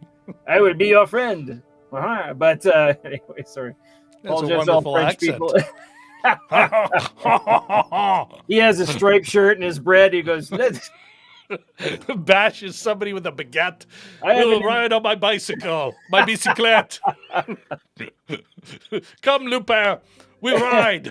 We ride. Sorry, apologies to all French people out there. Okay, DMG says, I don't think Cruella was convincing until the Golden Knights beat Cruella and the Colorado Avalanche on the way to a Stanley Cup. Sorry, I wasn't in the chat sooner. That's an interesting movie. Brian, Dragon Movie Guy, what was the score? I've been on here during this. So did they win, actually? I was watching the overtime game the other night, and that was a great tying goal by Smith. Riley Smith? Anyway. Welcome to the hockey playoffs update. Jim and Rob overanalyze movies. It's real time. No apologies necessary. Oh, really? Okay. Anyone? Look at this. Excuse me. Bing, bing, bing, bing, bing. Beep, boop, beep, boop, bop. There's such a thing as other windows. I mean, yes, I know. There's a million ways we could do that. I got somebody open. I think, though, it's not like hockey hasn't come up on our show before, Jim. No. It's a regular part of the context that is this channel, and definitely of Jim and Rob overanalyze movies. Okay. You can say Mark Scheifele is now the Cruella of the Jets, but anyway. Ooh, witty. Thank you. Beaver does, especially with her celebrating at the mansion with a small scale kennel of dogs with her. Yeah, in the previous comment, the disconnect between this Cruella and the 101 is huge. Okay. Sorry, I thought it was. My apologies. Okay, the disconnect between this girl and the 101 is huge, and you need to do a dramatic U-turn to get her on that course. Yeah, they have not. She didn't break bad in this film. No. And I think it's the core of this. And let's talk about the meaning. They didn't commit to what the film's really about, which would be, how does someone become? What is it?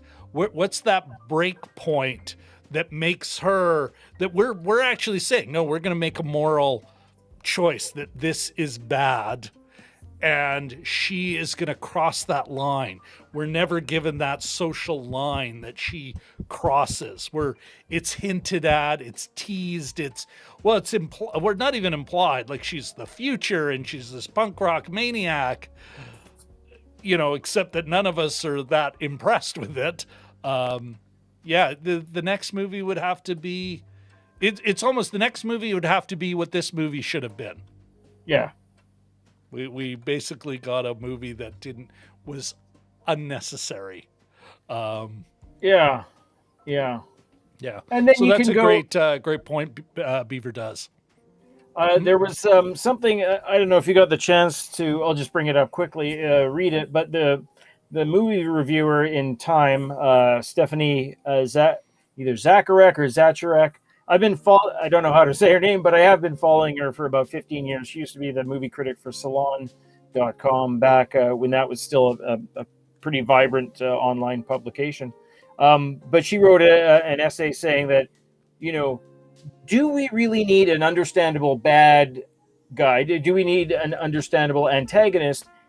Can't bad guys just be bad guys? And do we have to pathologize? Unapologetic, unexplained. Yeah. Just why do you? Well, I don't like killing puppies. I don't like puppies at all. But boy, I really want a puppy. I want to jackivate of puppies. It's who I am.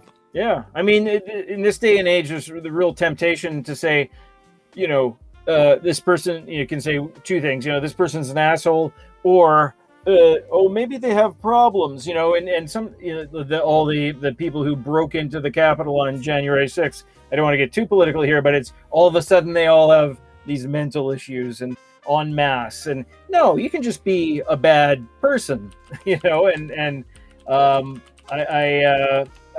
pathologizing of this villainy is I don't know that we really need it. If you have something to say that's interesting, say it. But is it necessary in every case? I didn't read her piece, but I wrote a couple of other writers.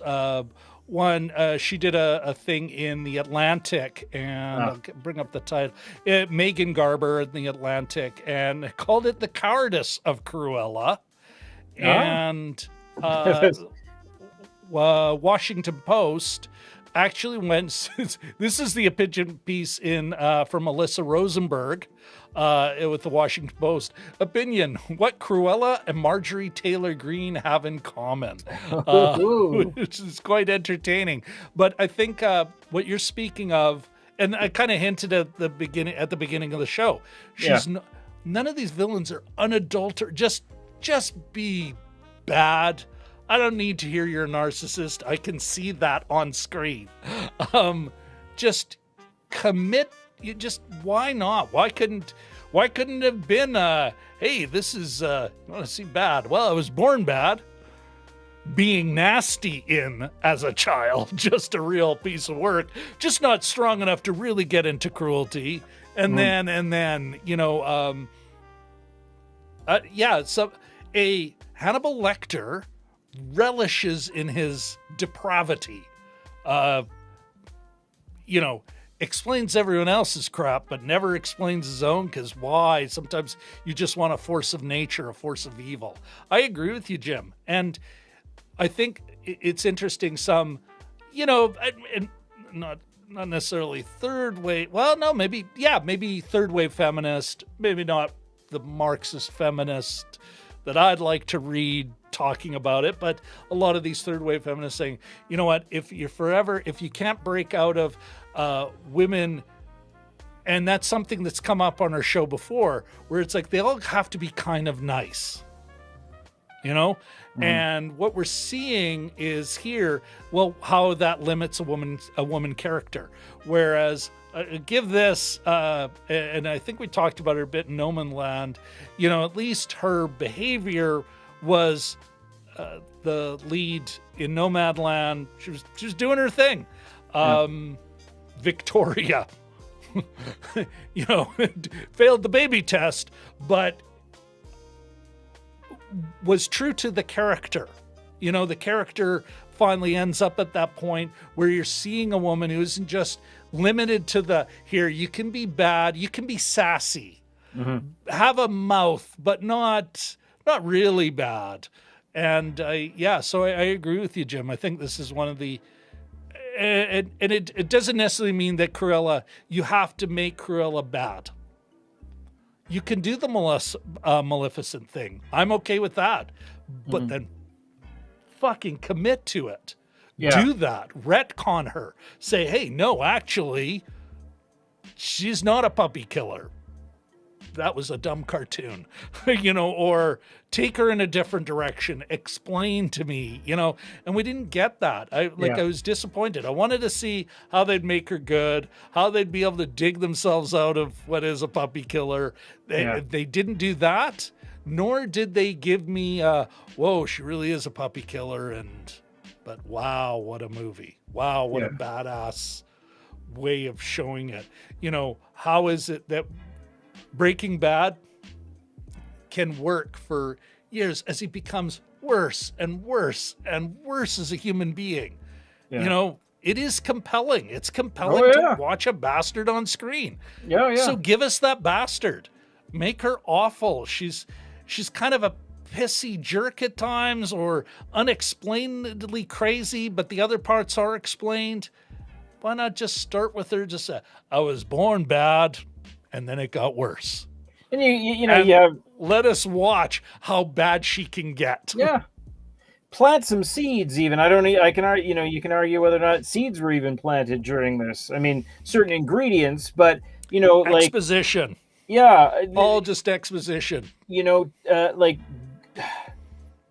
yeah. I mean, you have fashion, you have the whole punk rock aspect of it. You have Cruella as a young woman, you know, and you take a look at some of the. If you watch The Handmaid's Tale, I've only seen season 1, but sort of one of the cooler things was to see how kind of rock and roll it was. It had this little heart of rock and roll in the sort of the iconoclastic sense of the word, where they were secretly just saying, you know, F you to Gilead and the people that sort of enslaved them.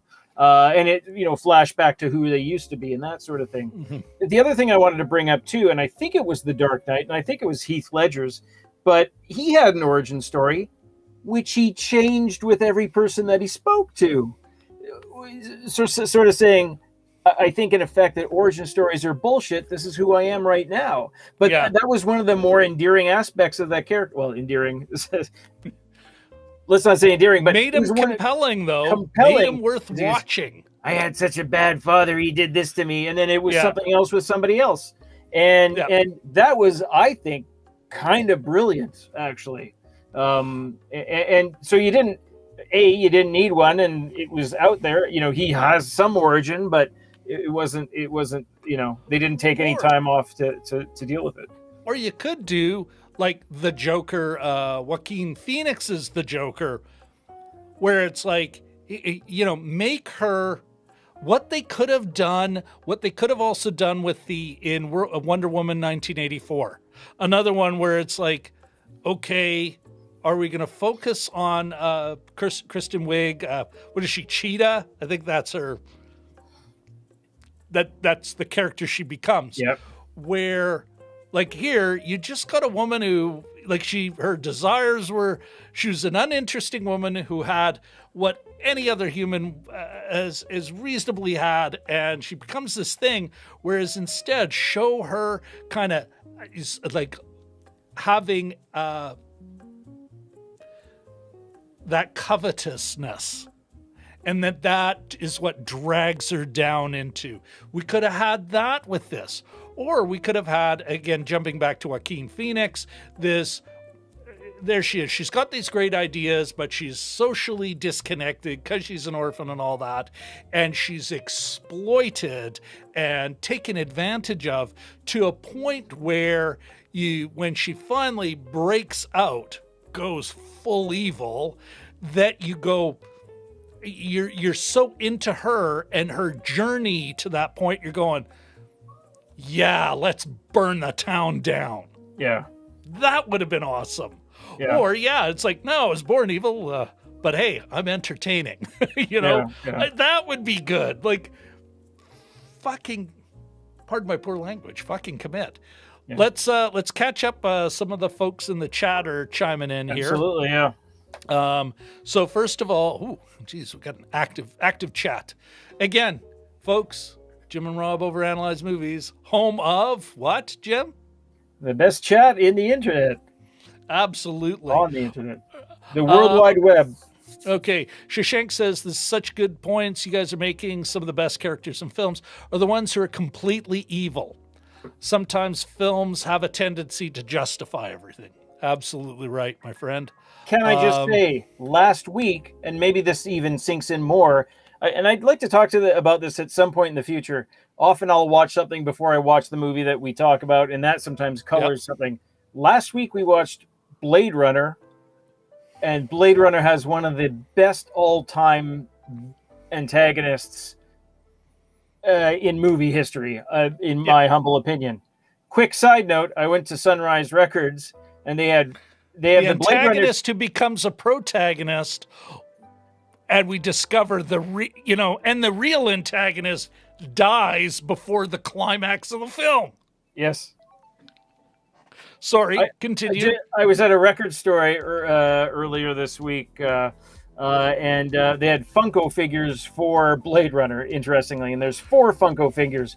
There's Rick Deckard, Rachel, Pris, and Roy Batty. Guess which one was sold out? Roy Batty? Roy Batty. They had all 3 of the other ones, not Roy Batty. So basically, we took a look at one of the most compelling, best portrayals of antagonism, for my mind, in modern movie history. And then this week we've got something that purports to be like, this is going to be wild, this is going to be rock and roll, this is going to be punk, this is going to be crazy, and it just isn't. We're given, Jim. Sorry guys.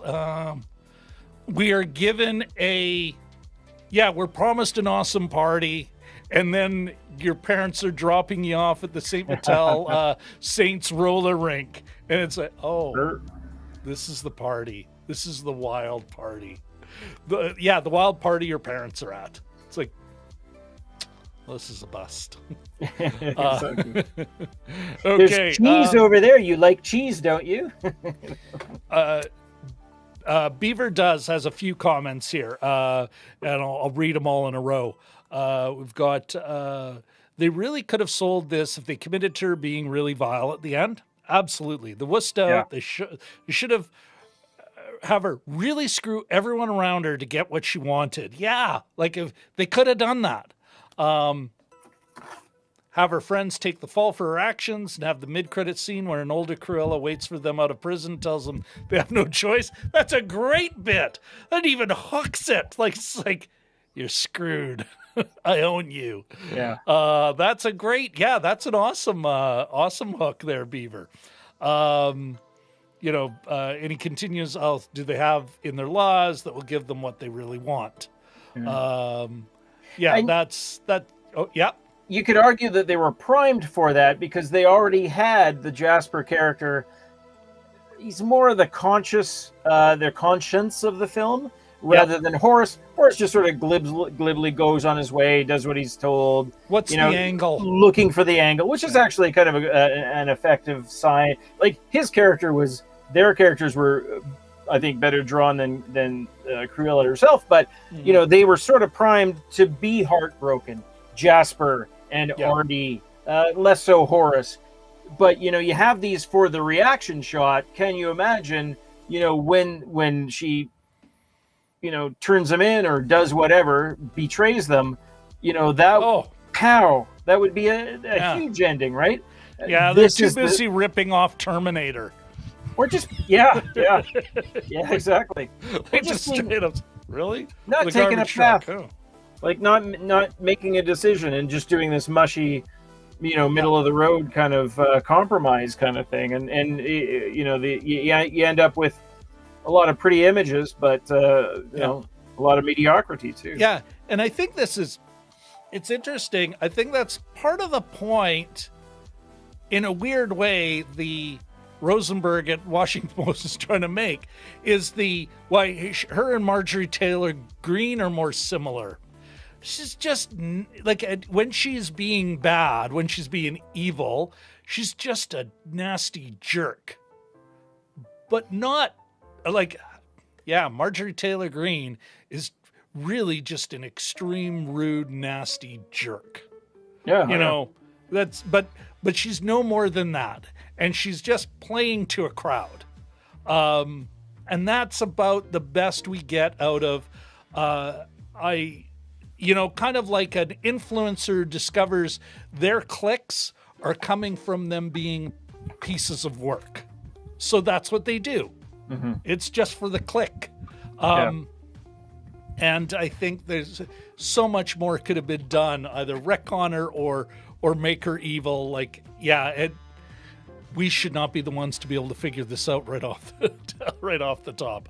I do find this kind of funny, though. If Cheetah as a puppy killer would have made for a way more interesting Wonder Woman 1984. Marjorie Taylor Grinch. All right, Jim, I think it's that point where we should maybe, before we get into who or what the movie is next week,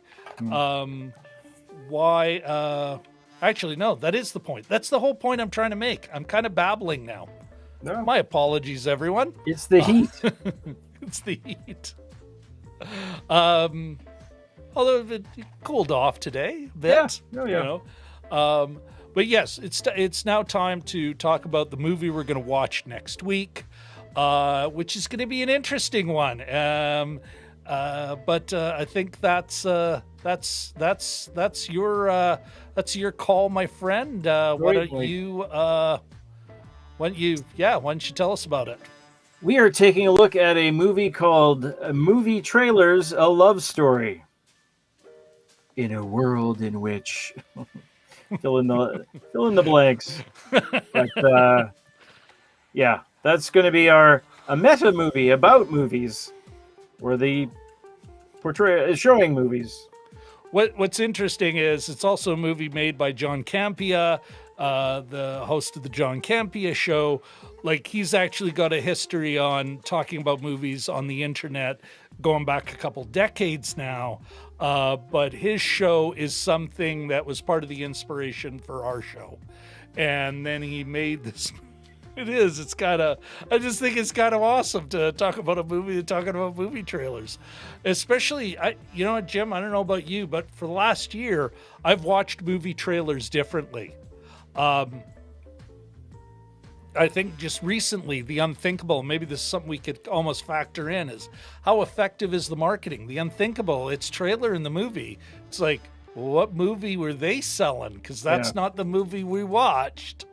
You know, how important that is, how it sets up our expectations, and how watching a movie is as much about our expectations as it is about the movie. Well, maybe not as much, but yeah, if you walk into a movie, we were talking about it last week with Blade Runner.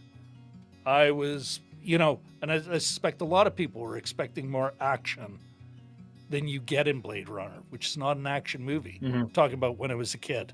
Like, that's a different movie, Anyway, so yes, I will have a link. I think I dropped the ball. I will have a link, though, in the description, and I'll pin it on where you can rent it. You can rent it. It's like $6 or $7 on Vimeo, vimeo.com. If you just Google it up, you got to click it more than once. It takes a while, but I will get that link in the description, and check it out. And then we'll see you back here next week at 9:30. 9:20. 9:30, June 13th, 9:30 Central Daylight Time, Universal Time Code, something or other. So, yes. Okay. A couple of questions, quick questions here. I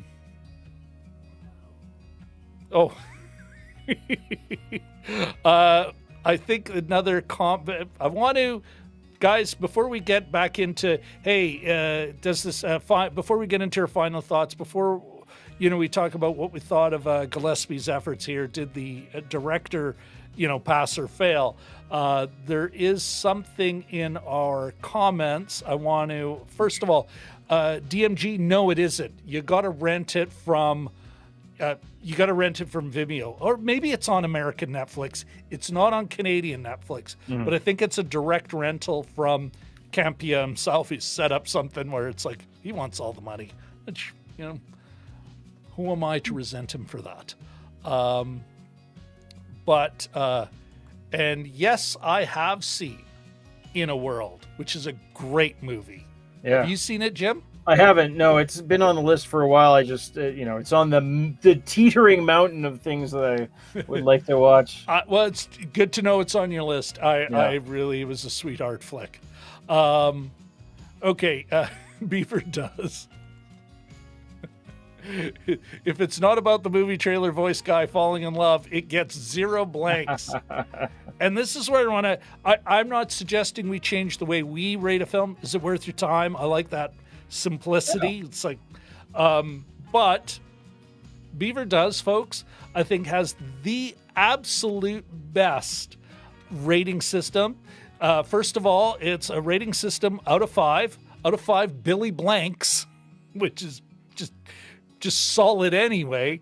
But I love the way, and you got to go to his channel, you got to subscribe to him or check out a couple of his reviews. But he really does. It's like, there's either brilliant, it made you cry, that's a 5.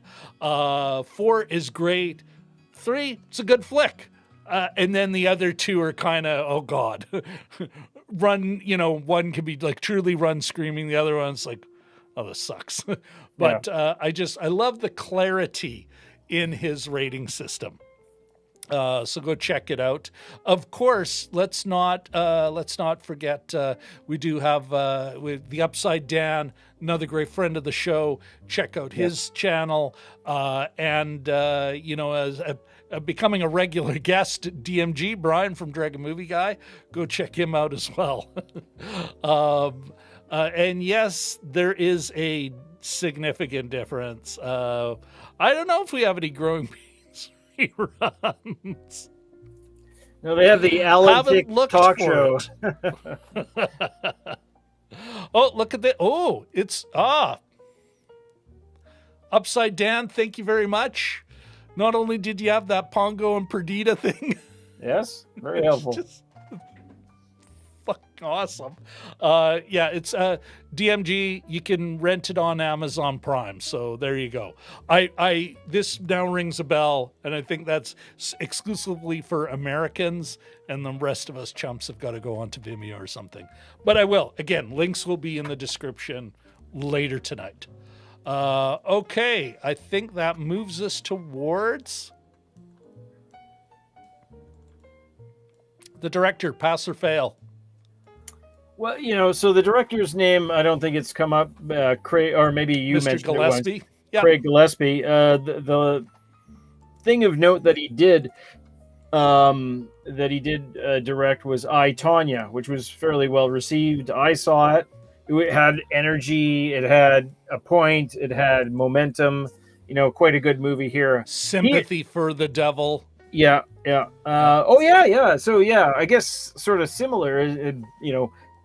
Girls that have gone astray, kind of, a little through line there.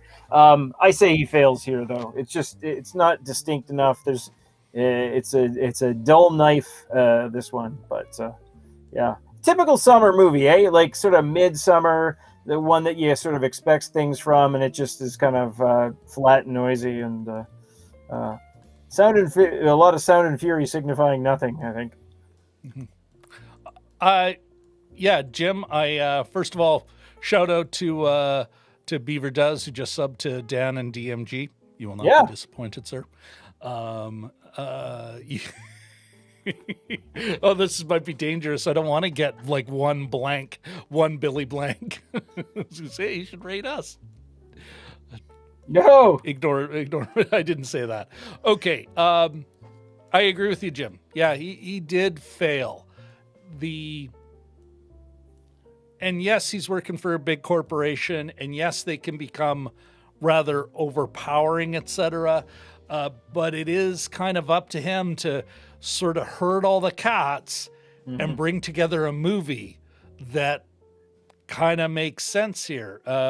Although apparently the corporation's happy with them if the Hollywood Reporter's piece is accurate, which I'll link as well, the 3 pieces I've referred to. Yeah. And Jim, if the one you're referring to, if you could send me that, I'll make sure it's in the description or in a pinned comment as well. So yeah, but I agree with you. Yeah, this is a fail. And it should be said too that it's actually getting fairly good reviews, and it's got a decent score last time I checked on Rotten Tomatoes. So, it's clearly something that, and the list, the people that are chat crew here, the ones that have seen it don't seem to be particularly impressed with it either. So there seems to be a real, I don't know whether the Disney name carries some weight, or, a lot of the comments from just on the Wikipedia, it's like, dynamic and, explosive and this and that, and visually stunning, and I think Actually, okay, you know, it's always tough when you read Rotten Tomatoes, right? Because it gives a percentage. But if you look into some of the reviews and then you dig a little deeper, you're kind of going, like, even Rotten Tomatoes summary was kind of well, it doesn't really, but hey, it looks good. That's true. And I think even some of the folks in our chat, like the Upside Down, enjoyed it. Richard enjoyed it. Yeah. You know, it's a pleasant enough time. And like the Upside Down said, you know, he saw it in the theater. So I think some of the visuals in that can be, you're going to get a bit more of a buzz. I'm that doesn't change my opinion one iota. Yeah. I stick to what I said before, even feel more strongly about it now. Yeah. Yeah. In 2 years, you're not going to remember what this movie's about. You're going to be, I saw it. You know, you'll remember images. You'll remember the poster better. The other thing I think that for good and bad, the way we break down a movie, Jim, the way we show our work, you know, the movie's got to be pretty effing solid for us at the end to, you know, like, if you're a marginal case and you go through this process, the way we do it, marginal cases don't do well in our model, let's say. Yeah. You know, in our processing. It's a bit of a grinder. So I think some of that, but yeah, I suspect if we read deeply a lot of, look at some of the pieces I'm picking out. They're not saying it's a bad movie, but they're saying it's a kind of lame one, which I think is different, eh? Yeah. Upside Down says, here's interesting. Yeah. Great. The Upside Down says, I would probably recommend it, really depending on who. And I'd probably give the director a pass for the most part. Yeah, like it's still a subjective experience, you know, but I suspect our take on it is going to become more of a majority view over time. And if it doesn't, who cares? Yeah. Let us not be afraid to like the wrong things or to like the right things for the wrong reasons. Anyway, folks, yes, I am riffing on a great thing. I can't remember where it came from. Richard, I don't know. I'm riffing on something. Was it a comic? No, it was a French thinker about, I think we got it from Vlad, from Walt. Oh, okay. Yes. Walt's Yeah. Okay. Anyway, that has become my motto ever since. You know what? Yeah. Okay. The next thing to talk about. Any final thoughts? I wanted to mention that I was just looking it up now, and I thought I had written it down, but the woman who designed who's the costume designer, evidently is the same one that did Mad Max Fury Road. So that's kind of, you know, props to her. That was one of the stronger parts of the movie. But so, you know, there's like with anything, there's always some things to focus in on or you know, things to watch for. You know, ultimately, this is pretty mediocre, but I just wanted to mention her work there. Maybe I'll put her name in the comments or something like that. But and I think it is. It's what a lot of people are talking about, eh? Production design, costuming, that kind of, the visuals are enticing.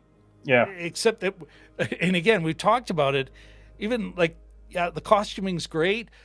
But heck, one of the gags they ripped off of the second book from the Hunger Games. Oh. Which was a key visual. Yeah, basically her outfit, fire, and it becomes a different outfit. Yes, yeah, okay. Right from, it's like, wait, what? I've seen that gag before. Yeah. Doesn't mean it didn't work. I don't think it really knocked it out of the park, though. It kind of steals some of the thunder. They could have done something different. It still, like, take something from that scene, but do it their way. And instead of just, oh, we're just going to do it this way, which is, sort of especially in fashion where there's so many ways to, peel off and refold, and dramatically where it's like, wow, you have to do special effects. Like, what the hell, man? Yeah. I bet you a lot of fashion designers saying, we could have done that better and it would have cost a lot less. Yeah. Myself, there's not a lot more to say about this film. Like it could have been so much more. Maybe that's it. That is my final thought on this film. It could have been so much more. I want to see the movie it could have been. The reason I was excited about seeing this movie, I didn't get. The other way they could have taken it, I didn't get. We could have seen, could have seen so much more. Could have been so much better. Cruella, directed by George Miller. Who's the current name when a director wants his name taken off? Arthur Smithy was for decades the director's name when the director is like, that ain't my piece of shit. Okay. All right, I think that's about it, everyone. You know what? I'm gonna take the chat overlay off. Should just say about the chat. There's a lot of nice cross-pollination tonight. A lot of people subscribing to other people. I've been putting it up. Yeah, I've been putting it up. It's continuing still, so that's kind of cool. Yeah. But, everyone, thanks very much for coming. Thank you. Let's go through the list here. DMG, good to see you here, man. Beaver Does, thanks very much. Go Golden Knights. Great. Sorry. Well, I'm not sure how Beaver thinks about that. No, it's more for Brian. I was slow on the uptake. Yeah. The Upside Dan, great to see you here. And yes, exactly, that interaction, that's wonderful. Why we're the home of the best chat on the internet. Yeah, absolutely. Of course, Shashank, good to see you here, man. Ahmed, Jelly Duck, good to see you here. He was in earlier. And then, of course, Richard and Katie, 2/3 of the Balmoral Street Researcher regulars, both great to see you here. Thank you all very much for popping in. We're getting some love back here, Jim. That's awesome. You know what? But it's been great. And it's movies like this where otherwise I would have forgotten in a week. One of the great things about this show and about our chat folks is they make the time worthwhile, the whole time worthwhile. And they make what's otherwise a pretty forgettable flick, memorable in the best kind of way. You know what? So thank you all very much. Jim, I'm going to send you to the green room. I'll meet you there in a second. See you, folks. All right, everybody. Again, thank you all so very much for popping by. Don't forget, next week, as discussed, we will be looking at Movie Trailers, A Love Story, another documentary, second documentary we've done. Be a very much a niche inside baseball kind of thing. And that's next Sunday, 9:30 p.m. Central Daylight Time, Universal Coordinated Time, -6, Sunday, June 13th. So with that out of the way, I'm going to bring down the tunes and I'm going to cue the credits. I've been in your world.